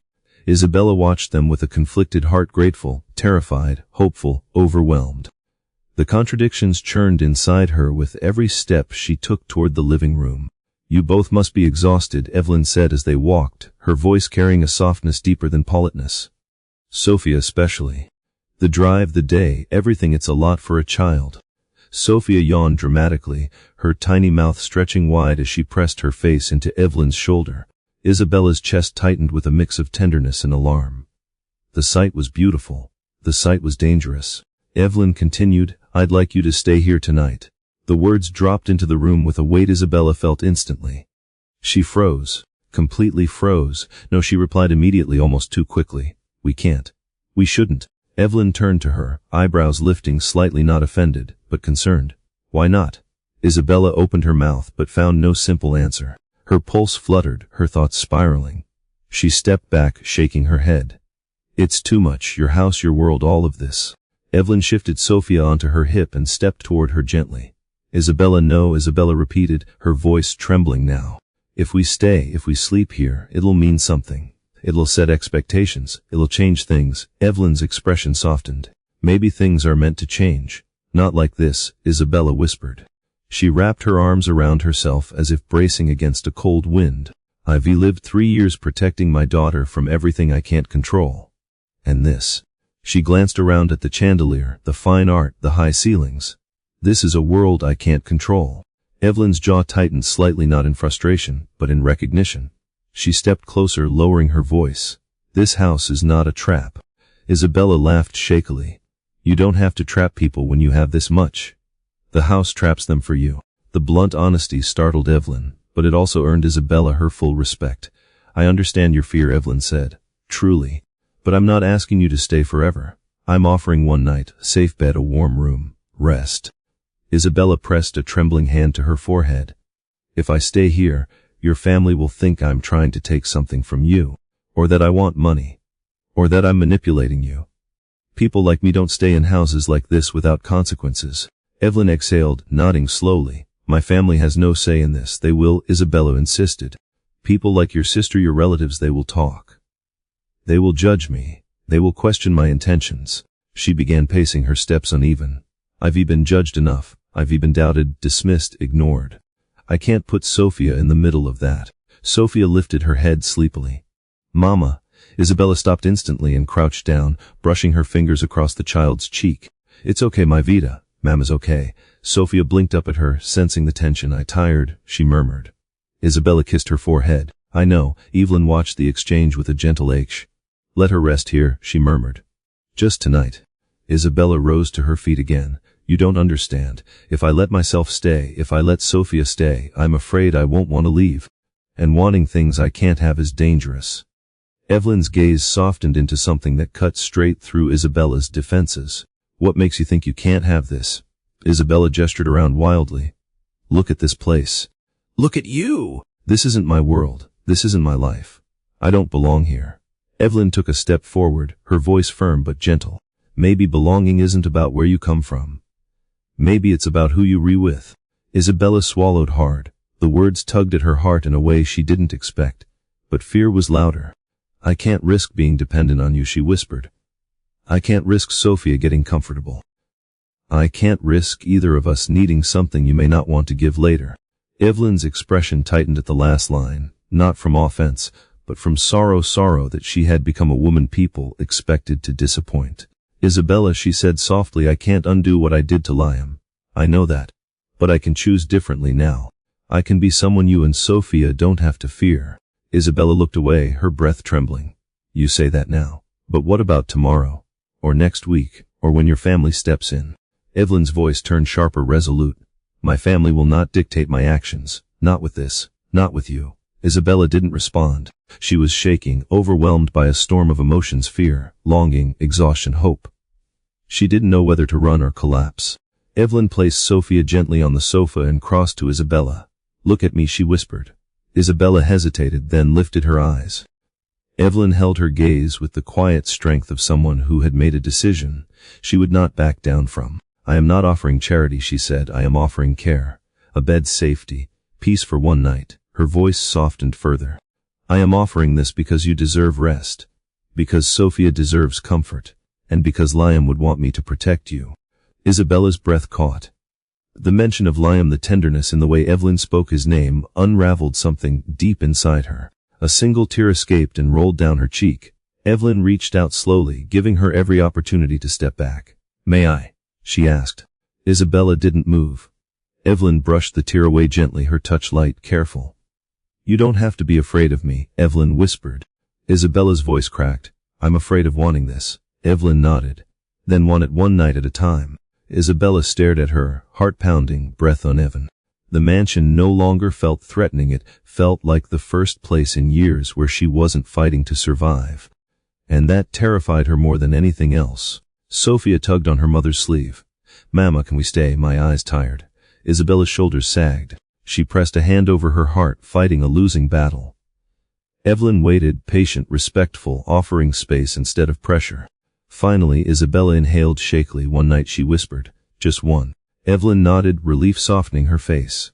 "One night," she repeated, "and I promise it will be safe." Isabella didn't believe in promises, not truly. But for the first time she wanted to. And as Evelyn led them upstairs to the guest room, holding Sophia's hand, walking beside Isabella, rather than ahead of her, something shifted quietly, powerfully, irrevocably. This wasn't just hospitality. It wasn't guilt either. It was the beginning of a new kind of family, one none of them had expected. One none of them knew how to navigate. But one that felt, for the first time, possible. The guest room Evelyn had chosen for them was warm and elegant, decorated in soft neutrals with gentle lighting and a window overlooking the moonlit garden. It wasn't excessive, it wasn't intimidating. It felt strangely peaceful, like a room designed for someone who needed quiet, rest, and refuge. Yet when Isabella stepped inside, her chest tightened instead of loosening. She followed Sophia in, watching the little girl leap onto the plush bed with a delighted squeal. The contrast between Sophia's joy and Isabella's dread felt sharp and unfair. "Mama, look!" So soft. Sophia bounced again, sinking into the comforter as though it were a cloud. Isabella forced a weak smile. "Yes, my Vita, it's soft." But inside her a storm was gathering. After helping Sophia into her pajamas and brushing her teeth in the marble bathroom that looked like something out of a magazine, Isabella sat on the edge of the bed while Sophia curled beneath the blankets. The lamp cast a golden glow across the room, warming the shadows, but Isabella felt exposed, like the walls themselves were watching her, waiting for her to relax so they could swallow her whole. She brushed Sophia's hair gently, humming a lullaby she'd sung since her daughter was born. The familiar tune grounded her, but only a little. As Sophia's eyes drooped, she whispered, "Mama, we safe?" The question hit Isabella in the heart. She leaned down, pressing her forehead gently to Sophia's. "Yes, baby," she murmured. "We safe tonight." "Evelyn, nice," Sophia mumbled sleepily. "She feel like family." Isabella stiffened. The word lingered in the air like a fragile bubble she didn't know whether to pop or protect. Family. A word that carried love, pain, history, danger. Sophia drifted off quickly, her tiny breath steady and peaceful. Isabella, however, couldn't convince her mind to settle. She stood and walked to the window, gripping the sill as she stared out into the moonlit garden, the pond reflecting silver light, the oak tree swaying softly, the stone path winding like something out of a dream she wasn't meant to enter. Her mind spun with fear. What if staying here gave Evelyn the wrong impression? What if this mansion became a battlefield between them and the Carter legacy? What if staying one night made her feel things she shouldn't, things like comfort or trust or longing for a life she would never belong to? The realization scared her more than poverty ever had. Poverty she could fight. Loneliness she could endure. But hoping for something bigger, something safer, something shared that was dangerous. She pressed a hand to her chest, trying to calm the tremor beneath her ribs. A soft creak outside the room snapped her out of her thoughts. Isabella immediately stiffened, her guard rising. She padded quietly toward the door and pressed her ear against it, not touching the handle, not making a sound. Through the heavy wood, she heard the faintest footsteps, slow and cautious.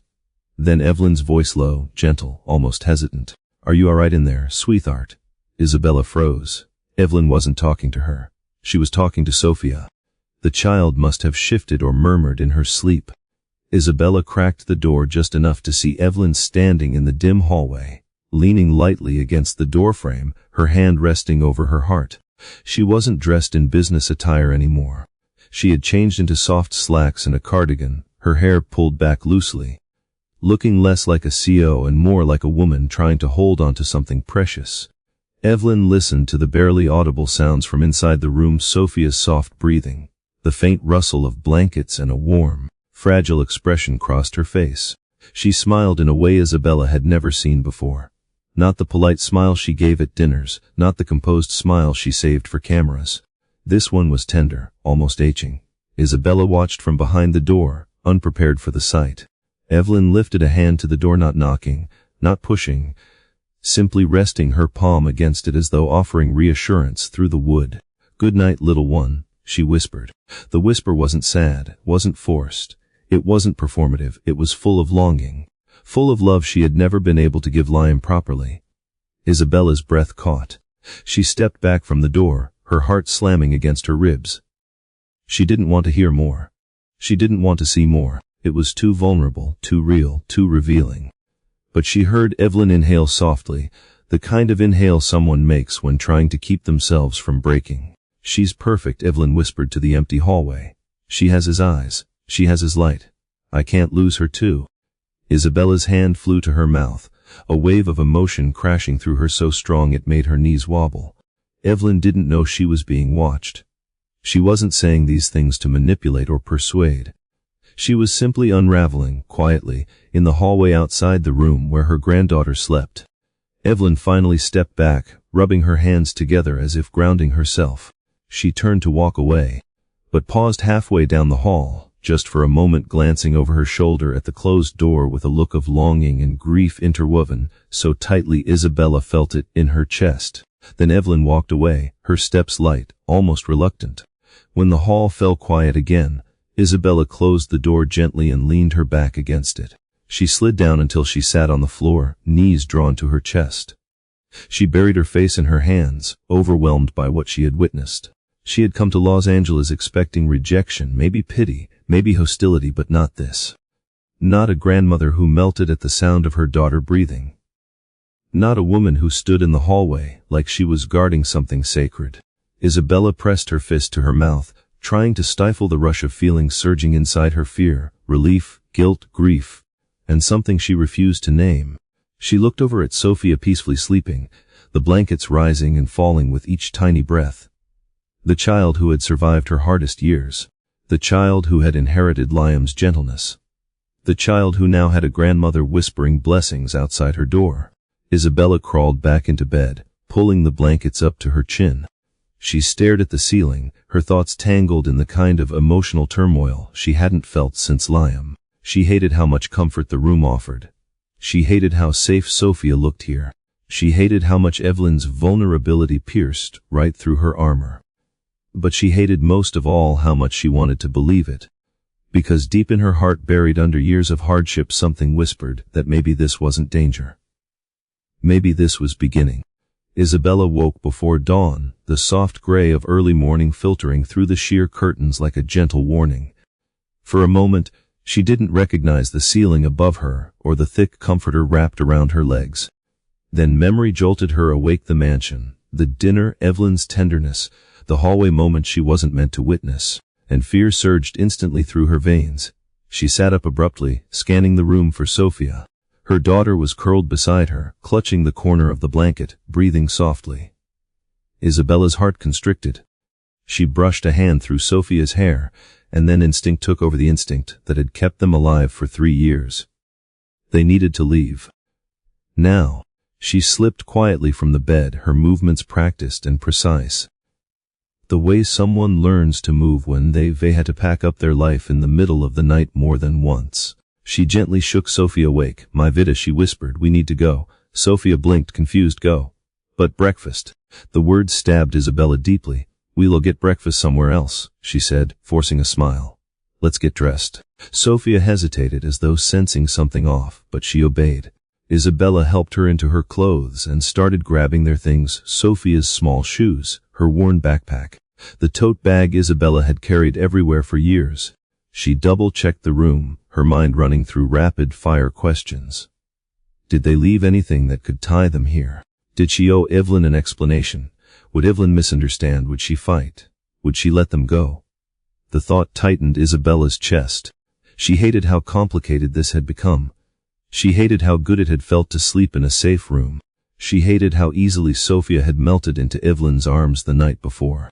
And most of all, she hated that she wasn't sure if she was running from danger or running from hope. She took Sophia's hand and opened the door slowly, doing her best to avoid making any sound. The hallway was still dim, lights set low, the house quiet and resting. Isabella exhaled a shaky breath. "Come on, my Amber," she whispered. Just a little farther. They walked quickly but quietly, Sophia's small sneakers padding softly against the carpet. Isabella's pulse raced with each step. She felt like she was sneaking out of a life she wasn't allowed to want. When they reached the staircase, Isabella checked over her shoulder empty. She lifted Sophia into her arms and descended step by step, avoiding the center of each tread where wood might creak. She could almost taste freedom. She would leave a message later, something polite, something distant, something that ensured boundaries. She would tell Evelyn thank you, but they needed their space. She would make it sound rational, even though inside she felt like she was breaking apart. They reached the bottom step, and then Evelyn's voice came from behind them. Isabella. It wasn't sharp, it wasn't angry, it wasn't even loud. It carried confusion and something that sounded heartbreakingly close to hurt. Isabella froze. Sophia turned her head toward the voice. Slowly, Isabella pivoted. Evelyn stood at the hallway entrance in a soft robe, hair slightly tousled, as if she'd rushed out the moment she heard something. Her expression shifted from confusion to fear to something Isabella could only describe as devastation. "You were leaving?" Evelyn asked, her voice barely steady. Isabella tightened her grip on Sophia. "We have to go," she said quickly. "This was a mistake. We shouldn't have stayed." Evelyn stepped closer, eyes wide with disbelief. "A mistake? Isabella, nothing about last night was a mistake." Isabella shook her head vigorously. "You don't understand. Staying here, it blurs lines. It creates expectations. It gives Sophia ideas. And I will not let her get attached." Evelyn stumbled a step as if the words physically pushed her back. "Attached? She already is." Her voice cracked slightly. "And so are you." The accusation made Isabella flinch. "I'm trying to protect her," she said, her voice trembling. "Your world is too big, too powerful, too dangerous for people like us." Evelyn's voice rose not in anger but in desperation. "I would never hurt her." "Maybe not intentionally," Isabella said, "but people around you will. Your family, your lawyers, your expectations, your reputation." She swallowed hard. "We don't belong here." Evelyn's eyes softened painfully. "Who told you that?" Isabella barked a harsh laugh. "Everything about this place tells me that." She gestured around wildly, the high ceilings, the polished wood, the art, the elegant furniture. "Look at this house, Evelyn. Look at what you are. I'm a waitress from Madrid. I live paycheck to paycheck. I don't have a car. I've worn the same shoes for 2 years. I can't give Sophie anything like this." Her voice broke. "And if she gets used to it, she'll hate our life the moment we walk out that door." Evelyn stepped closer, each movement slow, deliberate. "Isabella," she said softly, "you're not taking anything from me. You don't owe me perfection or wealth or status. You're here because you and Sophia matter to me." Isabella shook her head. "People don't care about people like me, Evelyn. They care about what we represent. And I represent a threat to your legacy, your privacy, your family name." Evelyn's expression shifted: pain, recognition, a flicker of anger. Not at Isabella, at the truth in her words. She took another step forward. "I don't give a damn about the Carter legacy," she said, voice thick with emotion. "I've spent my whole life guarding it, and where did it get me? I lost my son." Isabella's breath stuttered. Evelyn continued, "I will not lose my granddaughter too." The word granddaughter hit Isabella like a physical blow. She clutched Sophia tighter, unsure whether to run or collapse. "Don't call her that," Isabella whispered. "Not yet." Evelyn inhaled shakily. "She is that. It doesn't matter if you stay here or leave tomorrow. She is part of him." Isabella's face crumpled, not in anger, but in an overwhelming grief she'd kept buried for years. "I don't know how to do this," she whispered. "I don't know how to trust you. I don't know how to trust any of this." Evelyn stepped close enough to reach out but didn't touch her. "I'm not asking you to trust the whole future. I'm asking you to trust one morning." Isabella blinked, tears slipping free despite her efforts. "And what happens after this morning?" Evelyn held her gaze with unwavering sincerity. "Then we take the next morning, and the next." Her voice dropped into something raw, unfiltered. "Just don't run before you let me try." Sophia looked between them, then reached out and grabbed Evelyn's robe sleeve with her tiny hand. "Stay," she whispered. A single, simple word. Isabella's knees buckled. She pressed her forehead to Sophia's hair, breathing in the familiar scent that had carried her through every struggle. Then she looked up at Evelyn, exhausted, terrified, but unable to deny the truth anymore. She wasn't running away to protect Sophia. She was running away to protect herself, because wanting Evelyn's presence, wanting family again, was the most dangerous thing she'd felt in years. And yet she nodded. Just once. Small. Barely there. But enough. Evelyn exhaled a shaky breath of relief, eyes glistening. "Thank you," she whispered. Isabella closed her eyes, holding Sophia close, a tremor shaking through her. "Just don't make me regret it," she whispered. Evelyn stepped forward, placing a trembling hand on Isabella's arm, not pulling, not claiming, just grounding. "I won't," she said. And for the first time, Isabella almost believed her. After the confrontation by the stairs, the morning unfolded gently, almost tentatively, as if the house itself sensed the fragile truce holding everything together. Isabella set Sophia down, and the little girl immediately reached for Evelyn's hand, her tiny fingers curling around Evelyn's with natural trust. The gesture softened Evelyn's features and pulled something tight in Isabella's chest. She wasn't sure if it comforted her or terrified her, and maybe it was both. Evelyn cleared her throat lightly. "Why don't I show you around?" she offered in a tone meant to be casual, though Isabella sensed the tremor beneath it. Not the whole mansion, just the parts Liam loved. Isabella's breath caught at the mention of him, but she nodded. Maybe she owed her daughter this, an understanding of where the other half of her story came from. Evelyn led them down a bright hallway that opened into a sunroom washed in a golden glow. Tall windows framed the garden outside, and the scent of blooming jasmine drifted faintly through the air. Sophia darted in immediately, drawn to the abundance of light. She pressed her palms against the glass and left tiny fingerprints as she shouted, "Look, Mama!" "Birds." Evelyn turned to Isabella. "He used to sit here in the mornings," she said softly, nodding toward a cushioned window seat. "Even as a teenager, he said the light here made everything feel possible." Isabella's heart twisted sharply. She approached the window seat and brushed her fingers over the fabric, imagining Liam here, sunlight on his hair, lost in thought, planning a life he never got to live. From there, Evelyn led them into a small library, a warm wood-paneled room filled with tall shelves and a fireplace. It wasn't grand. It felt deeply personal, like a sanctuary. This was his refuge, Evelyn said. When he was overwhelmed, he came here. Isabella stepped closer to the bookshelves, her fingers tracing the spines of novels arranged with no particular pattern, some classics, some fantasy, some non-fiction. She stopped when she saw one shelf filled with Spanish titles, her breath catching. "He bought these?" she asked, barely audible. Evelyn's eyes softened. "After New York," she said. "He told me he wanted to learn the language better. He said it was important." Isabella felt her knees go weak. She steadied herself against the shelf, overwhelmed by the idea Liam quietly preparing, trying, loving her in ways she never knew. Evelyn stepped beside her, her expression torn between sorrow and understanding. "I didn't know why he was reading them," she admitted. "I didn't ask. I assumed it was a phase. I dismissed it like I dismissed everything that didn't fit into my plans for him." Isabella squeezed her eyes shut, as if holding back a wave of emotion. "He was trying," she whispered. "He was trying to be part of my world." Evelyn nodded once slowly, "and I made him choose between worlds."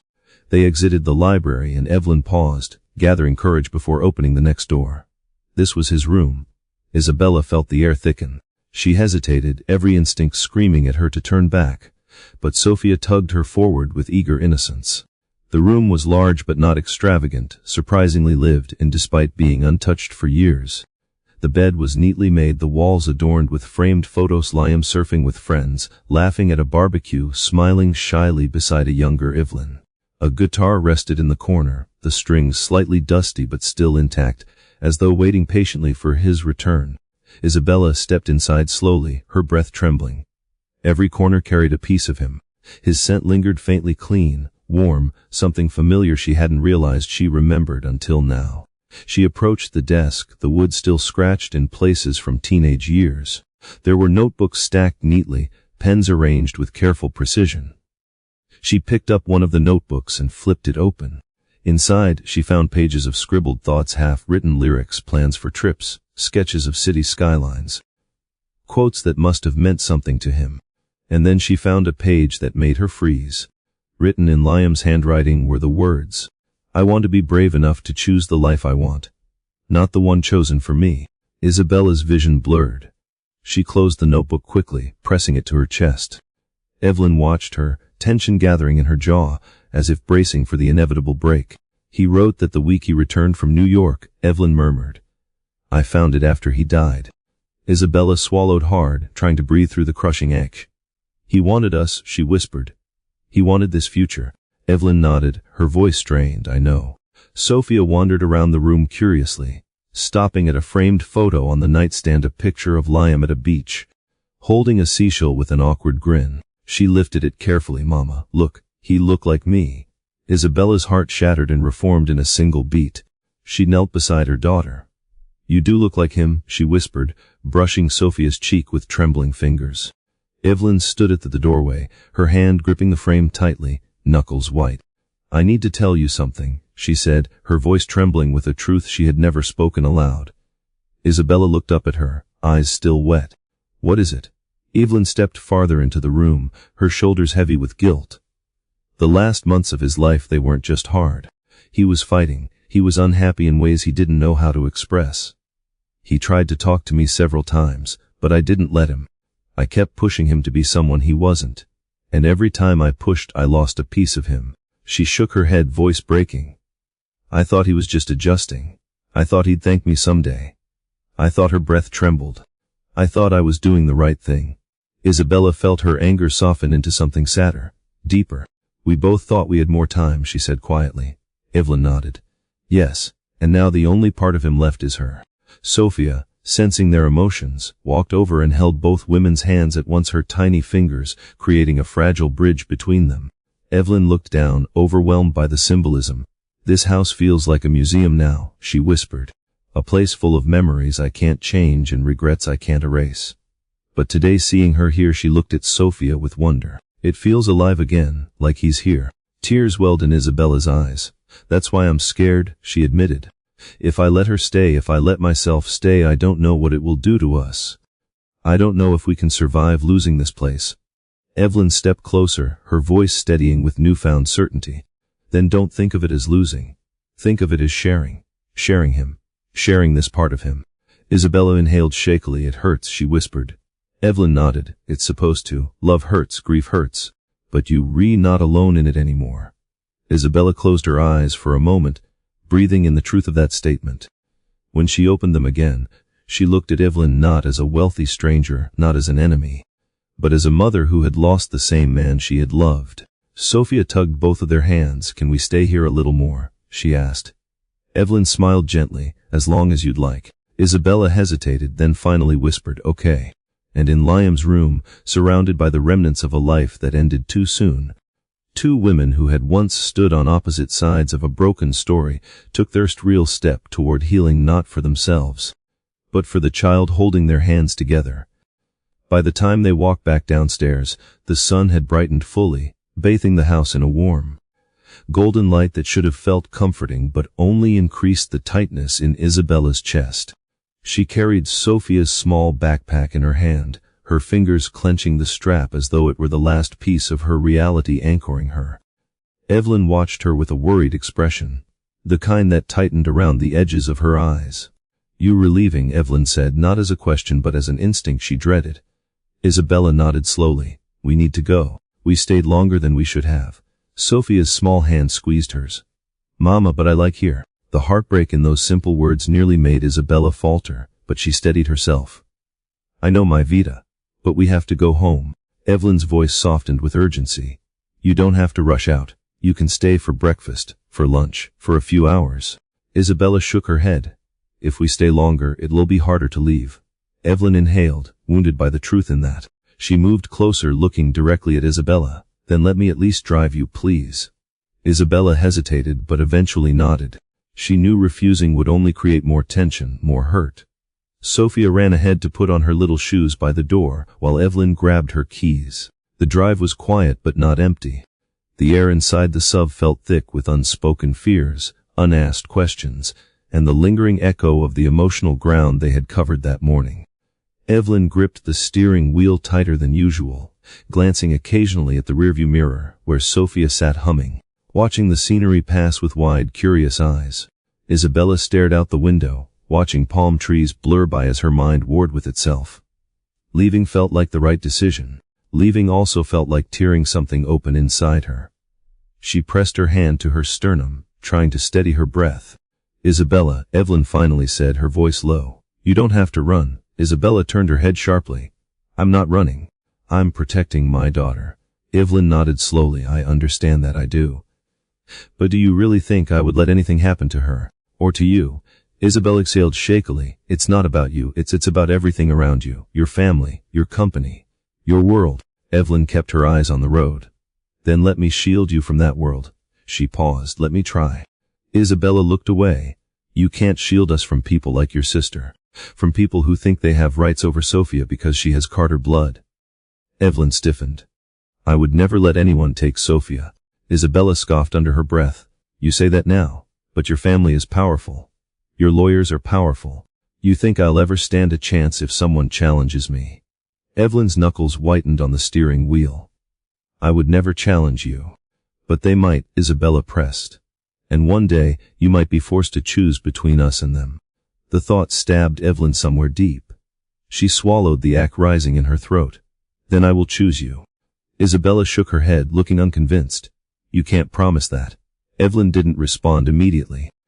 They were approaching the street where Isabella's motel was located, the rougher part of East Hollywood, far from the manicured neighborhoods Evelyn usually drove through. The peeling paint of buildings, the graffiti tagging every wall, the clusters of people wandering sidewalks with nowhere to go, all created a stark shift from the world they had just left. For Evelyn, it was a shocking contrast. For Isabella, it was her normal. Sophia leaned forward from the back seat. Mama, why here look different? Isabella forced a steady voice. Because this is where we live, my amour. Evelyn's jaw tightened, not in judgment, but in heartbreak. They pulled into the small, cracked parking lot of the motel. Isabella's room was on the second floor, visible from the car window, tiny, cramped, with curtains faded from the sun. Evelyn stared at it for a long moment, her heart twisting. She imagined Sophia sleeping in that room every night. She imagined Isabella carrying groceries up those narrow stairs, alone, exhausted. She imagined Liam's daughter growing up here while she, Evelyn, slept in a mansion with empty rooms and regrets. Isabella sensed her gaze. Don't look at it like that, she snapped gently. It's not a palace, but it's safe enough. Evelyn turned to her, her voice trembling. It's not enough. Isabella's expression hardened. It's what I can afford. It's what I can provide. And you've done an incredible job, Evelyn said quickly, fervently. But you shouldn't have had to do it alone. And Sophia shouldn't have to grow up here. Isabella looked away, her jaw clenched. This is our life. You don't get to judge it. I'm not judging, Evelyn insisted. I'm hurting. That stopped Isabella cold. Sophia began gathering her small backpack while Isabella opened the door. Evelyn stepped out too, unable to stand the thought of letting them vanish behind the motel railing without saying what she needed to say. Isabella, she called. Isabella paused, lifting Sophia onto her hip. What? Evelyn took a single step closer. And then, with a breath that trembled through her entire frame, she said the words that would alter everything between them. Let me help you find a home. Isabella blinked, stunned. What? Evelyn swallowed hard. A real home. Not a motel room, not a place you were afraid to stay too long. A safe home, a stable home for you and Sophia. Isabella stared at her, speechless. The offer surged through her like a shock, terrifying, overwhelming, tempting. Evelyn, I can't accept. I'm not asking you to accept money, Evelyn interjected. I'm asking you to accept a choice, a chance, a way forward that doesn't involve dragging your child through uncertainty. Isabella shook her head in disbelief. You think I want charity? You think I want to owe you everything? Evelyn took a step closer. This isn't charity. This is responsibility, and love, and guilt, and hope. And she exhaled shakily. And it's the first thing in years that feels right. Isabella backed away a step. I can't move into your mansion. I'm not asking you to, Evelyn said quickly. I'm asking you to let me help you find something of your own. Isabella looked torn apart from the inside. Why? Why would you do this? Evelyn's voice softened. Because Liam would want it. Because Sophia deserves it. And because you deserve rest. Isabella trembled. Her eyes glistened. But her voice, when it came, was barely a whisper. Evelyn, I don't know if I can accept this. Evelyn met her gaze steadily. Then let me earn it. Let me prove myself. Isabella hesitated, holding Sophia tightly. For a long moment, the world around them seemed to still, the morning traffic hum fading, the motel noise blurring into the background. It was just the two of them, standing on the edge of a decision that could change everything. Finally, Isabella whispered, "I'll think about it." Evelyn nodded, relief rippling through her. "That's all I ask." And as Isabella carried Sophia up the motel stairs and Evelyn watched from below, both women knew this wasn't an ending. This was the moment everything truly began. At its core, this story is a reminder of how easily love can be damaged when fear, pride, and control take precedence over compassion. Evelyn Carter spent years believing she was guiding her son towards success, shaping him into someone strong enough to inherit a legacy she had fought for her whole life. But in her pursuit of a future she thought was best, she forgot to listen. She forgot to see him as a human being with his own dreams, his own vulnerabilities, and his own need for acceptance. The tragedy of Liam's life and death reveals one of the most painful truths a parent can learn. Love is not about molding someone into what we want them to be. It is about allowing them to become who they truly are, even when that path diverges from our expectations. The greatest mistake Evelyn made was confusing protection with control, and by the time she realized the difference, the consequences were irrevocable. Yet the story does not end with guilt alone. It shows how grief, when faced with honesty, has the potential to transform. When Evelyn meets Sophia, she doesn't just meet a child, she meets a second chance. She meets the part of her son she never allowed herself to understand. Sophia's presence forces Evelyn to confront the uncomfortable truth that love cannot be preserved through rules, boundaries, or pressure. Love requires humility. It requires listening. It requires letting go of the belief that we alone know what is best. Through Sophia, Evelyn finally learns the lesson she failed to learn with Liam. Love must be given freely, without agenda or expectation. And sometimes, the greatest act of love is not in shaping another person's life, but in supporting the life they choose for themselves. Isabella's journey carries its own powerful lesson, one about resilience, fear, and the cost of survival. For 3 years she raised her daughter alone, carrying the weight of abandonment she never understood. Her struggle reflects the harsh reality many single parents face, the constant balancing act between survival and hope. She learned to live with scarcity, uncertainty, and loneliness. She learned to be both mother and father, nurturer and protector. But beneath all of this strength lies a deep vulnerability, the fear of losing the one thing she fought hardest to protect. Isabella's instinct to run when things became emotionally risky shows another truth we often overlook. People who have endured hardship learn to mistrust anything that feels too good, too stable, or too safe. Their fear is not irrational, it is shaped by experience. The lesson Isabella carries is simple yet profound. Healing does not come from constantly fighting alone. Sometimes, healing requires the courage to let others in, even when every instinct tells you to pull away. The bond between Evelyn, Isabella, and Sophia teaches a third lesson, one about the unexpected ways family can form. Family is not defined solely by blood, history, or wealth. It is defined by the willingness to show up again and again, even when it is uncomfortable or frightening. It is defined by forgiveness, empathy, and the willingness to learn from past mistakes. At the beginning of the story, Evelyn and Isabella stand on opposite sides of a painful past, one holding guilt, the other holding resentment.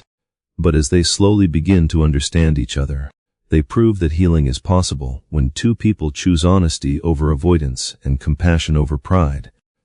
Their growing connection shows that family can be something we build as much as something we are born into. And sometimes, the people we are destined to love the most are the ones we meet in the aftermath of loss. Another powerful lesson woven through this story is the importance of acknowledging generational wounds. Evelyn inherited a legacy that prized outward success over emotional vulnerability, and she unknowingly passed those wounds on to Liam.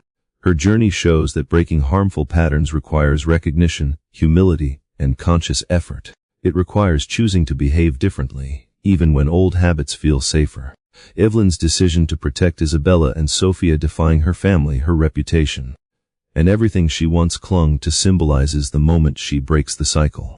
Her transformation teaches that redemption is possible, but only when we choose to confront our failures, not bury them. Sophia's innocence offers the gentlest lesson of all. Children see truth long before adults do. They feel love where it exists, notice sincerity where it is given, and cling to those who make them feel safe. Sophia doesn't care about wealth, status, or history. She simply recognizes love when she sees it, whether it's in her mother's exhausted hands or Evelyn's trembling smile. Her instinctive connection with Evelyn shows that love is most powerful when it is unfiltered, unguarded, and free from judgment. Through her, we learn that healing often begins in the smallest gestures: a shared meal, a gentle word, a hand reaching across a space grown dense with grief. Ultimately, the story teaches that forgiveness is not a single moment, it is a series of choices. Evelyn must forgive herself. Isabella must forgive the past. Together they must build a future where Sophia's well-being comes before fear, pride, or legacy. The lesson is that forgiveness does not erase pain, but it transforms it into something that can be carried without breaking the one who holds it. In the end, the story is not merely about grief or guilt, it is about transformation. It is about two women who thought they had nothing in common discovering that they share the same love, the same loss, and the same hope. It is about how tragedy can shatter us, but love, unexpected, messy, and imperfect, can gather the pieces into something stronger. And most importantly, it is about how the choices we make going forward matter more than the mistakes that brought us here. If you find this video helpful, don't forget to hit like, subscribe to the channel, and turn on the notification bell so you won't miss upcoming videos. If you have any suggestions or questions, feel free to leave a comment below. I'd really love to hear your feedback. Thank you for watching until the end.